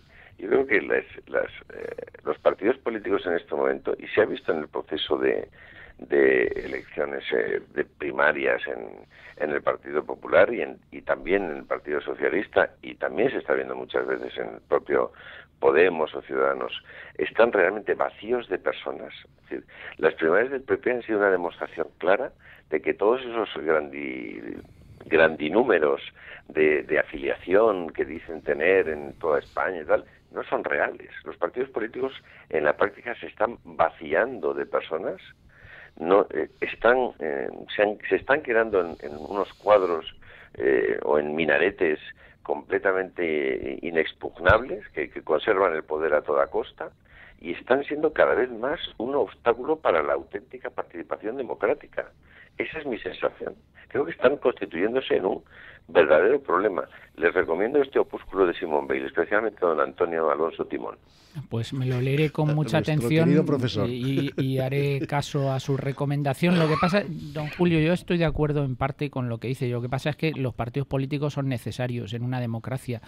A lo que estamos asistiendo en España es a un proceso en el que está inmerso ahora el Partido Popular, como lo estuvo en su día el Partido Socialista, que yo creo que el Partido Popular lo estuvo el Partido Socialista en la última etapa que usted recordará del presidente González, que estaba pues en la situación en la que estaba, y yo creo que el Partido Popular necesita una regeneración interna que pasa por la sustitución del actual presidente del gobierno. Y hasta que no sustituya ni el Partido Popular se regenere y pase a una nueva etapa, pues yo creo que vamos a tener los problemas que estamos teniendo de corrupción en algunos territorios. Recordemos como en Murcia, como en Valencia, como en Madrid, donde el Partido Popular lleva 20 y tantos años gobernando, como sucede, por cierto, en otros territorios donde el Partido Socialista lleva muchísimos años gobernando. Es decir, muchos años en el poder, al final te dan la sensación a las cúpulas de esos partidos de impunidad, de que pueden hacer lo que les da la gana, de que ese territorio es suyo. Entonces yo creo que necesitamos, el Partido Socialista está atravesando su desierto actualmente, ya veremos en qué quedan las primarias del Partido Socialista, pero yo también, y aquí llevo defendiendo desde hace bastante tiempo, que más temprano que tarde el Partido Popular tiene que acometer una auténtica regeneración interna. Y eso sería bueno para España y sería bueno para el propio Partido Popular, que además ha renunciado a algunos de los valores fundamentales del propio Partido Popular y con los que no se sienten identificados muchos votantes y muchos afiliados del propio Partido Popular. Querido profesor, tú sabes tan bien como cualquiera de nosotros que esa regeneración, mientras está en el poder, no se puede hacer, claro. Nunca. No, porque lo único que regenera es perder el poder. Perder lo que sucedió con el Partido Socialista. Claro, cuando se fue Felipe González y perdió Felipe González las elecciones, pues entonces se produjo un movimiento en el Partido Socialista. El poder lo justifica. El Partido Popular acometerá. Ya ha visto usted el Congreso, claro, se hizo mal, evidentemente. Luego vino lo que vino, que fue peor el remedio que la solución. Pues esperemos que no ocurra lo mismo. Pero ya ha visto usted la regeneración que hay en el Partido Popular, en el congreso que ha habido en el Partido Popular, profesor, a un congreso de nuevo a la búlgara. Pero profesor, yo creo que ninguno de los dos grandes partidos pues se quieren regenerar porque ya les va bien, porque ellos saben de cuando se vaya uno va a llegar el otro, y al final cambiar las reglas del juego no es nada fácil porque todos se benefician de ella. Yo creo que el tema de fondo, yo creo que aprovechando, es decir, que hay que hacer una regeneración profunda, ¿no?, de la vida de los partidos políticos, porque no puede ser que los ciudadanos seamos rehenes de los partidos y de la partitocracia.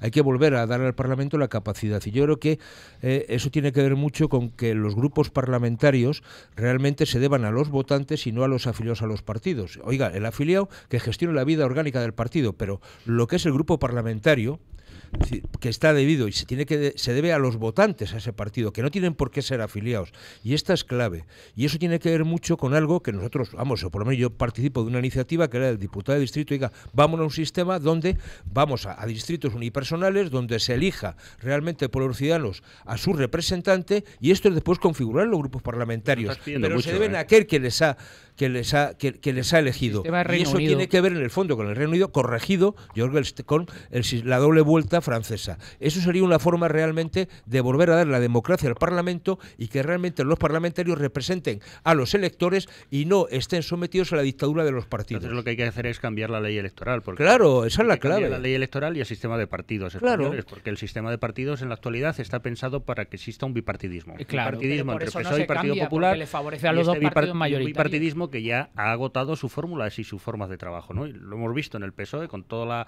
la fallida regeneración de la corrupción de los años 90, y lo estamos viendo con el Partido Popular, que está en las mismas aguas sucias que estuvo el PSOE y que no ha aprendido de ellos, ¿no? Y que en el momento que Mariano Rajoy y que chapotea alegremente y que en el momento que Mariano Rajoy deje de estar en Moncloa, pues va a ser esto el totum revolutum, porque aquí se van a dar navajazos por todas partes, pero por todas partes. Bueno, depende de quién se coloque primero, ¿no? No, pero va a haber guerra interna. Depende de quién reparta las navajas. También. Al final, de hecho, hay guerra interna soterrada. Pues Cospedal, que pasos de Albacete. Pero hay varios PPs, hay varios grupos dentro del Partido Popular. Ojo que lo que pasa es que está soterrada porque, como decía Eduardo antes, todavía hay poder, y entonces como tocamos mientras haya poder, efectivamente. Como dicen los toreros, mientras se toque pelo, hay toro. Hay toro y no... Sixto. No, me va a permitir, Julio, que le corrija un pequeño aspecto, ¿no? Porque en el Partido Popular no hay primarias. No es lo mismo que se haya hecho un cambio estatutario. Bueno, don Julio es que estaba pensando en Castilla y León, que es el único sitio en el que ha habido una más o menos participación del afiliado del partido en la designación de sus líderes, ¿no? Yo estoy de acuerdo, se ha dicho aquí antes, perdón. Los partidos políticos en el régimen democrático que nos hemos planteado son pieza fundamental. Es evidente que la pérdida de ese bipartidismo, que probablemente era la que se preveía cuando se hizo todo esto, se construyó todo esto, pues nos ha llevado a estas situaciones que son bastante complicadas, ¿no? Es un tema de poder. Al final es un tema de poder, y como se ha apuntado aquí también, hay que cambiar la legislación precisamente para evitar ese mercadeo que se produce en los diferentes territorios, pero también a nivel nacional. Es decir, que los representantes públicos tienen que tener una capacidad distinta de ejercer sus propias funciones como representantes públicos. Esto no está pasando ahora. Al final lo que ha pasado en Murcia no deja de ser una cuestión de poder. Claro, la posibilidad de perder el poder en Murcia pues te lleva a hacer cosas tremendamente, digamos... La dedocracia funciona. Incluso. Pero es que esa dedocracia va en esos términos. Es decir, claro, es que si puedo perder el poder en un territorio o tengo problemas para aprobar los presupuestos generales del Estado por una situación de un territorio concreto, pues tengo que tomar decisiones pues de este tipo. Ya sé que no gustan, pero son así. Desgraciadamente, digo que... O sea, que los partidos políticos son imprescindibles. Y cuando sucede con los partidos políticos, que es lo que apuntaba Julio Ariza, lo que sucede con el cuadro del rapto de las Sabinas. O sea, cuando son los partidos políticos los que raptan y secuestran la democracia para robarnos la representación, la auténtica representación, para corregir, como bien teorizó Artur Mas, la aritmética parlamentaria está para corregir la voluntad popular. Cuando los partidos políticos son los protagonistas de eso, ¿qué clase de democracia tenemos? Yo prefiero esa democracia, ¿Qué clase de en ese democracia caso, don tenemos? Eduardo, Todo a mejor. otros regímenes, por ejemplo, como el régimen venezolano. Entonces, yo prefiero... Ya estamos reduciendo el argumento ad Claro, usted absurdum. no, No, pero es no que es- no es me baladí. lleva Es que usted ahí, o don esto Eduardo, o el es que régimen me lleva- venezolano. es que me No, lleva querido, usted, no. es que me acuerdo lleva con- usted con ahí, no, don querido, Eduardo. no. Yo creo que al Sí, final es un no, voto- no, yo, no, yo he no. ido a donde secuestrado el usted que me ha tenemos, llevado, ¿eh? don Eduardo. Yo no estoy creo haciendo que un los Porque políticos, la reducción yo creo que que ha los hecho usted, políticos es decir, los partidos solo nos, políticos son siempre nos malos, utilizan una vez cada secuestran 4 la años. democracia, pero incluso en esos casos Nos doran yo la cada píldora. 4 años puedo decidir hacia dónde va mi voto. Hay otros Pero no a quién regímenes... quieres votar, quiere decir, es decir, esto es clave, es decir, decides hacia dónde va una cierta orientación, pero no a quién tú quieres votar. Esta es la clave del asunto. Y al final lo que estamos haciendo es que nuestros políticos sean una panda de mediocres. Es decir, la gente que nos está gobernando, por no decir otro calificativo peor, ¿eh? Entramos en otro Claro, análisis. no, Rajoy, Rajoy, claro. se entendía el otro día Claro, con que Merkel. Si a mí me dejan poner personas, si a mí me dejan poner personas, buscaría a los mejores. Estamos hablando de mejorar el sistema. Caballeros, Claro, claro. en eso Yo estamos lo de que- acuerdo. Yo lo que no voy a hacer es negar quiero- la mayor, claro, que es que yo yo no- creo en la yo democracia y estoy creo en de el acuerdo. sistema democrático. Y En a este partir de ahí momento. hablamos de lo que queráis. Democracia representativa. Caballeros, Eso es. perdónenme, pero es que Partidos políticos. Caballeros, Efectivamente. perdónenme, pero es que tener un contertulio sin presencia física convierte al contertulio que está físicamente ausente. ¿Ha colgado? ¿Ha colgado Julio Ariza o se le ha cortado? No sé. Bueno, vamos a publicidad y volvemos.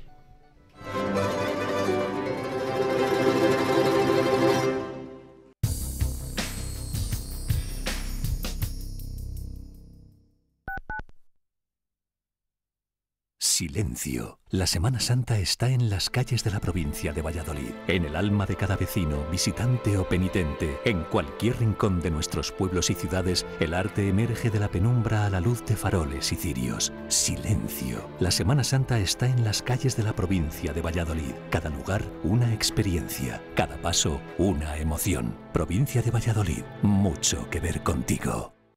Atención, atención. Recupere su dinero invertido en preferentes, subordinadas, bonos y cláusulas suelo sin coste alguno con GEAM Abogados. No espere más. Llame sin compromiso al 91 457 60 96 y obtendrá los mejores resultados. Recuerde, GEAM con J. 91 457 60 96. El consumo diario de 250 miligramos de ácidos grasos omega 3, EPA y DHA se recomienda como parte de un estilo de vida saludable y una dieta equilibrada. El Dr. Tormo pasa consulta en la Inter y en Saludable todos los días a la 1 de la tarde. Que no se te haga tarde. Saludable. Aquí, la Inter.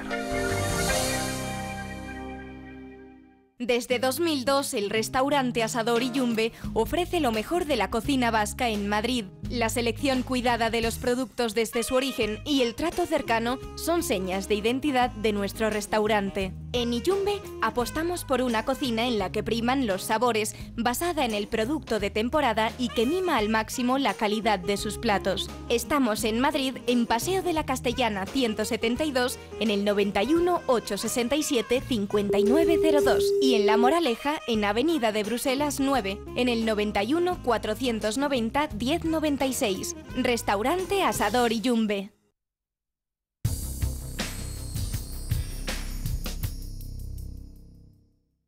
Familia, que os quiero contar algo. Callaros, ¿que quiere decirnos una cosa, papá? ¿Vamos a cambiar de coche?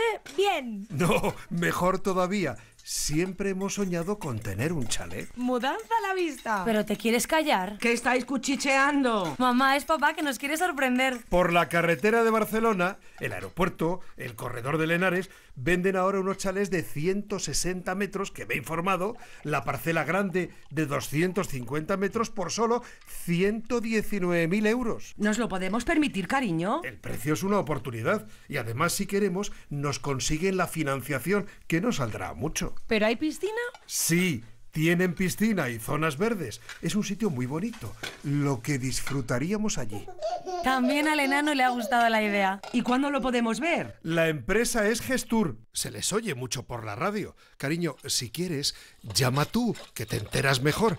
619-227-000. 007. Después de ponernos el caramelo, no os vengáis atrás. Se lo voy a decir a mi novio. Esta niña todo el día con el novio. Qué envidiosa. Es que hasta para esto vais a discutir. A ver, repíteme el teléfono que voy a llamar. 619-227-007. ¡Qué ilusión! 619-227-007. Llama. ¡No más gas! Si nuestra tripa hablara, diría no más gas, no más aerofagia, no más comidas pesadas, no más meteorismo intestinal, no más gas. Un producto natural de Laboratorios Andros Pharma en farmacias y herbolarios. Consulte su caso. 91 499 1531. ¿Has pagado plusvalías municipales en los últimos 4 años? Si has pagado plusvalías municipales por inmuebles, herencias o donaciones, posiblemente has pagado de más. Podemos ayudarte a recuperar lo que has pagado de más por inmuebles, herencias y donaciones. Recupera tu dinero ya. Llama al 91 411 0000, 91 411 0000 o conéctate a quieromiplusvalía.org. El gato de la mañana.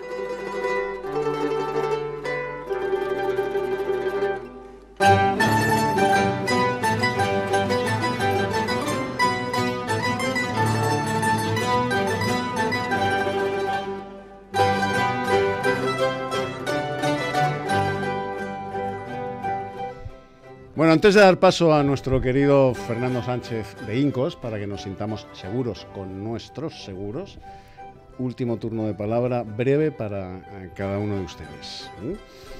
No. Yo creo que Don Sisto Cadenas. A mí me gusta el régimen democrático que tenemos, me gusta la democracia representativa, me gusta la democracia basada en partidos políticos, y eso no quiere decir que el sistema tengamos que perfeccionarlo y corregir determinados desequilibrios y determinadas pero corregirlo cuestiones. con 180 grados de corrección. Bueno, porque es tan representativo, 179 que sería apelo bastante, a lo que decíamos al principio de la tertulia, precisamente con la presencia de Sisto Cadenas. La sociedad catalana es mayoritariamente, por decirlo así, españolista, no es separatista. La sociedad catalana, en su mayoría absoluta. Bueno, pues el Parlamento catalán, fíjense ustedes qué representación estupenda, el Parlamento catalán es mayoritariamente separatista.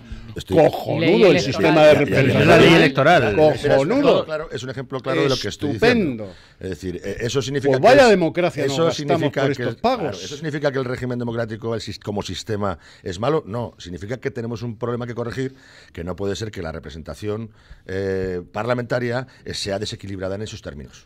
Y en eso sí que estoy de acuerdo, pero no que el sistema no. Porque eso es un discurso que... Bueno, pero el sistema es mejorable. El sistema es mejorable.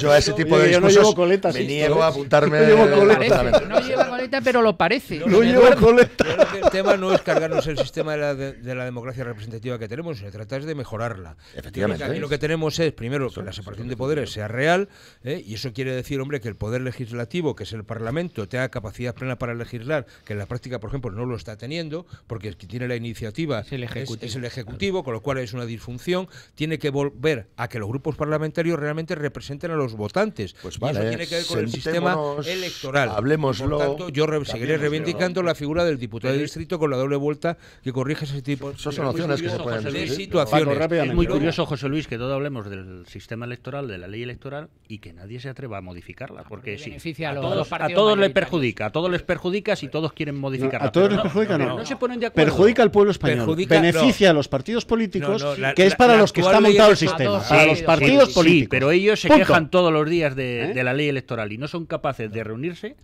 para modificarla. No, la utilizan a su conveniencia. Porque en el fondo, el tema de fondo es que el debate falso es de listas abiertas o listas cerradas. Oiga, el debate es un debate falso. Fuera listas, ni abiertas ni cerradas.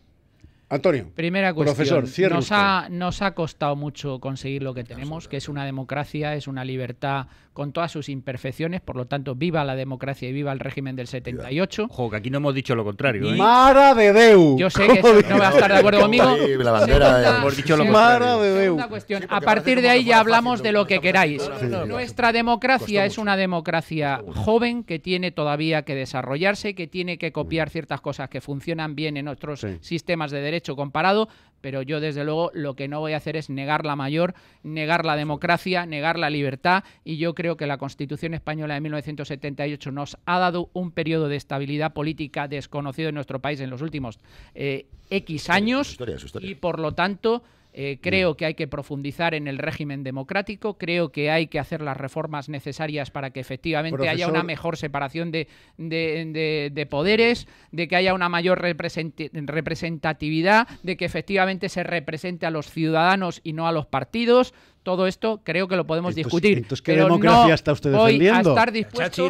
¿Qué democracia está usted defendiendo? No voy a estar con dispuesto. Ese canto homérico al sistema actual. No voy a estar dispuesto a dejar. Nada de lo que usted pide. No voy a dejar, don Eduardo, que me crezca la coleta como a usted. No voy a dejar que me crezca la coleta como a usted. Porque las nuevas generaciones no saben, no tienen ni idea de lo que ha costado esto. Los costes y del cambio tan brutal que significó el 78. Eso es muy importante. Y eso es importante. Es muy importante. Nacen pensando que aquello fue nacional, no de memoria histórica para fracturar la sociedad española. Pero en eso estoy muy de acuerdo y en ese viva. Pero qué historia de abuelo Porretas estáis contando. Pero si la democracia vino de Suá, se tuvo que morir Franco para que hubiera democracia. Fíjese usted. Me parece que estáis hablando del paso de las Termópilas, que estuvisteis luchando por la democracia.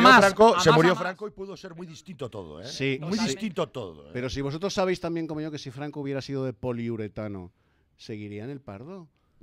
Sí. ¿Seguiría en el Pardo? Si hubiera sido de poliuretano, si hubiera sido un androide de poliuretano, seguiría en el Pardo, mandando.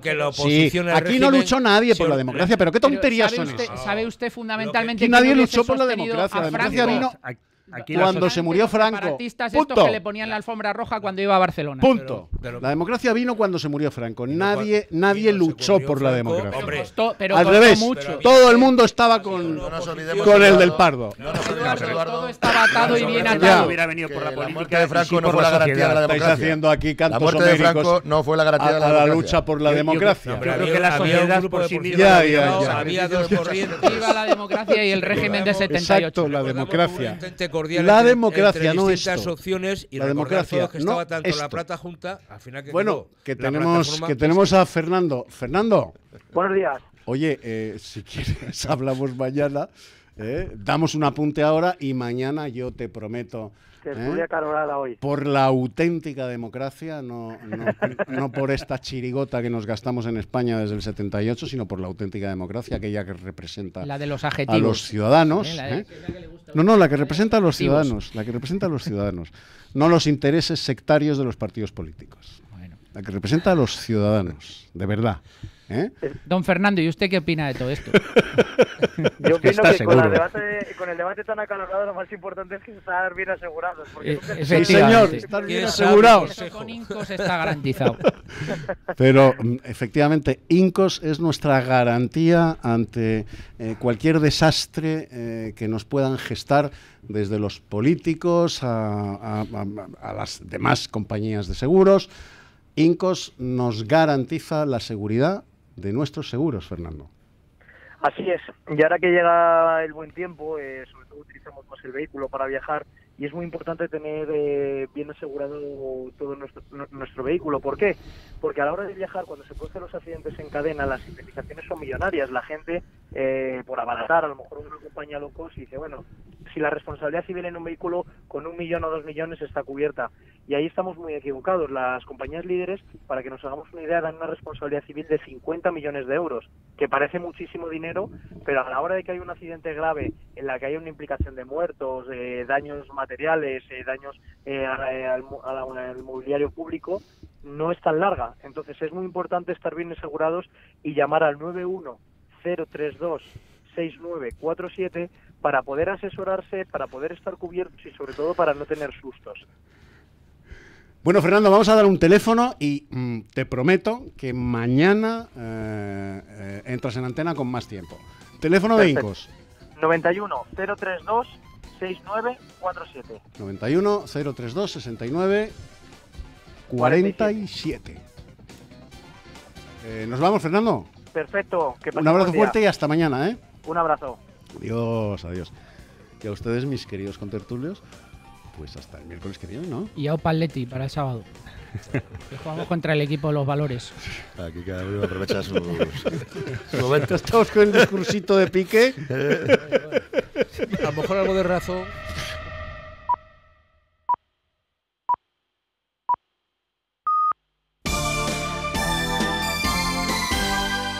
Radio Inter. Servicios informativos.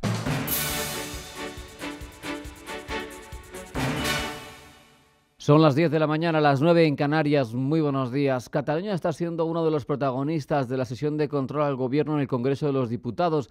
Hasta la Cámara Baja nos marchamos. Allí se encuentra Guillermo Uribe. Guillermo, muy buenos días. Cuéntanos. Muy buenos días. Sí, el diputado de Esquerra Republicana, Gabriel Rufián, ha acusado a Mariano Rajoy de querer comprar la voluntad de los catalanes con dinero y construyendo estaciones de AVE en pueblos de 100 habitantes. Rufián ha terminado además su intervención diciendo: nos vemos en las urnas, señor Rajoy, en alusión al referéndum que pretende celebrar la Generalitat, a pesar de que las partidas presupuestarias destinadas a tal fin han sido anuladas por el Constitucional. El presidente, por su parte, asegura que Rufián está fuera de la realidad y ha respondido pidiendo a la Generalitat que, si de verdad está preocupada por los catalanes, participen en el debate de financiación autonómica.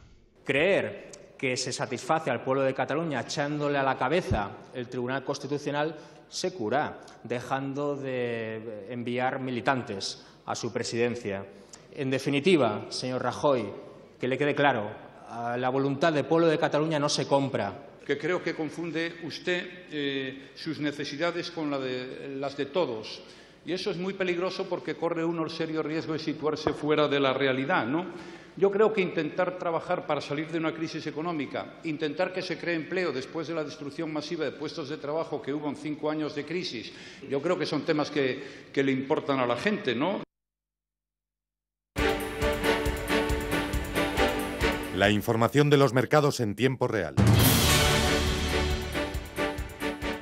Tenemos que ver cómo se encuentran los mercados. Hablamos de la subida del selectivo del IBEX 35, que gana un 0,32% en un entorno en el que, según las pantallas de XTB y en las materias primas, avances del 0,79% para el Brent hasta $54,59 y del 0,78% para el West Texas, que se coloca en $51,43. Bolsa de Madrid, Ángeles Lozano, muy buenos días. Hola, ¿qué tal? Muy buenos días. Muy cerquita de los 10.400 el IBEX 35, subiendo un 0,33% en una jornada en la que también estamos viendo avances en la Bolsa de Londres y bastante indefinición, movimientos estrechos en París, en Frankfurt y en Milán. Hoy es un día en el que los inversores están pendientes de la publicación de las actas de la última reunión de la Reserva Federal estadounidense. Eso será a las 8 de la tarde, hora española. Antes, a las 2:15, conoceremos el informe ADP de empleo privado del último mes, también en Estados Unidos, y a lo largo de la mañana datos de PMI del sector servicios en la zona euro. Dentro del IBEX 35, en estos momentos suben algunos de los grandes valores como Santander, BBVA o Repsol. Por el contrario, Inditex, Telefónica e Iberdrola se mueven con caídas, aunque bastante controladas. En el caso de la operadora y la eléctrica es prácticamente lo que vemos, una consolidación de niveles. Lo mejor dentro del selectivo español va ahora mismo para ArcelorMittal, que gana un 1,8%. ACS está subiendo un 1,7% y por detrás Acerinox, que avanza un 1,42%. También buen tono para el Sabadell, que a estas horas suma un 1,4%. JP Morgan ha actualizado sus perspectivas sobre 4 bancos españoles, BBVA, CaixaBank, Sabadell y Bankinter, y en todos ha mejorado sus valoraciones. Entre los que están cayendo dentro del IBEX 35 tenemos a Técnicas Reunidas, que baja un 1,8%, Viscofan, que se deja un 0,7%, y Gamesa, que retrocede algo más de medio punto porcentual. La prima de riesgo en España cae ligeramente hasta 135 puntos básicos y la rentabilidad de nuestro bono a 10 años baja hasta el 1,59%. Si nos fijamos en los mercados de divisas, el cruce euro-dólar se establece en 1,0676 dólares por euro, prácticamente estable el cambio entre las dos monedas. Hasta aquí las noticias. Si quiere estar al tanto de la última hora, de la mejor información económica y bursátil, siga con nosotros y en intereconomía.com.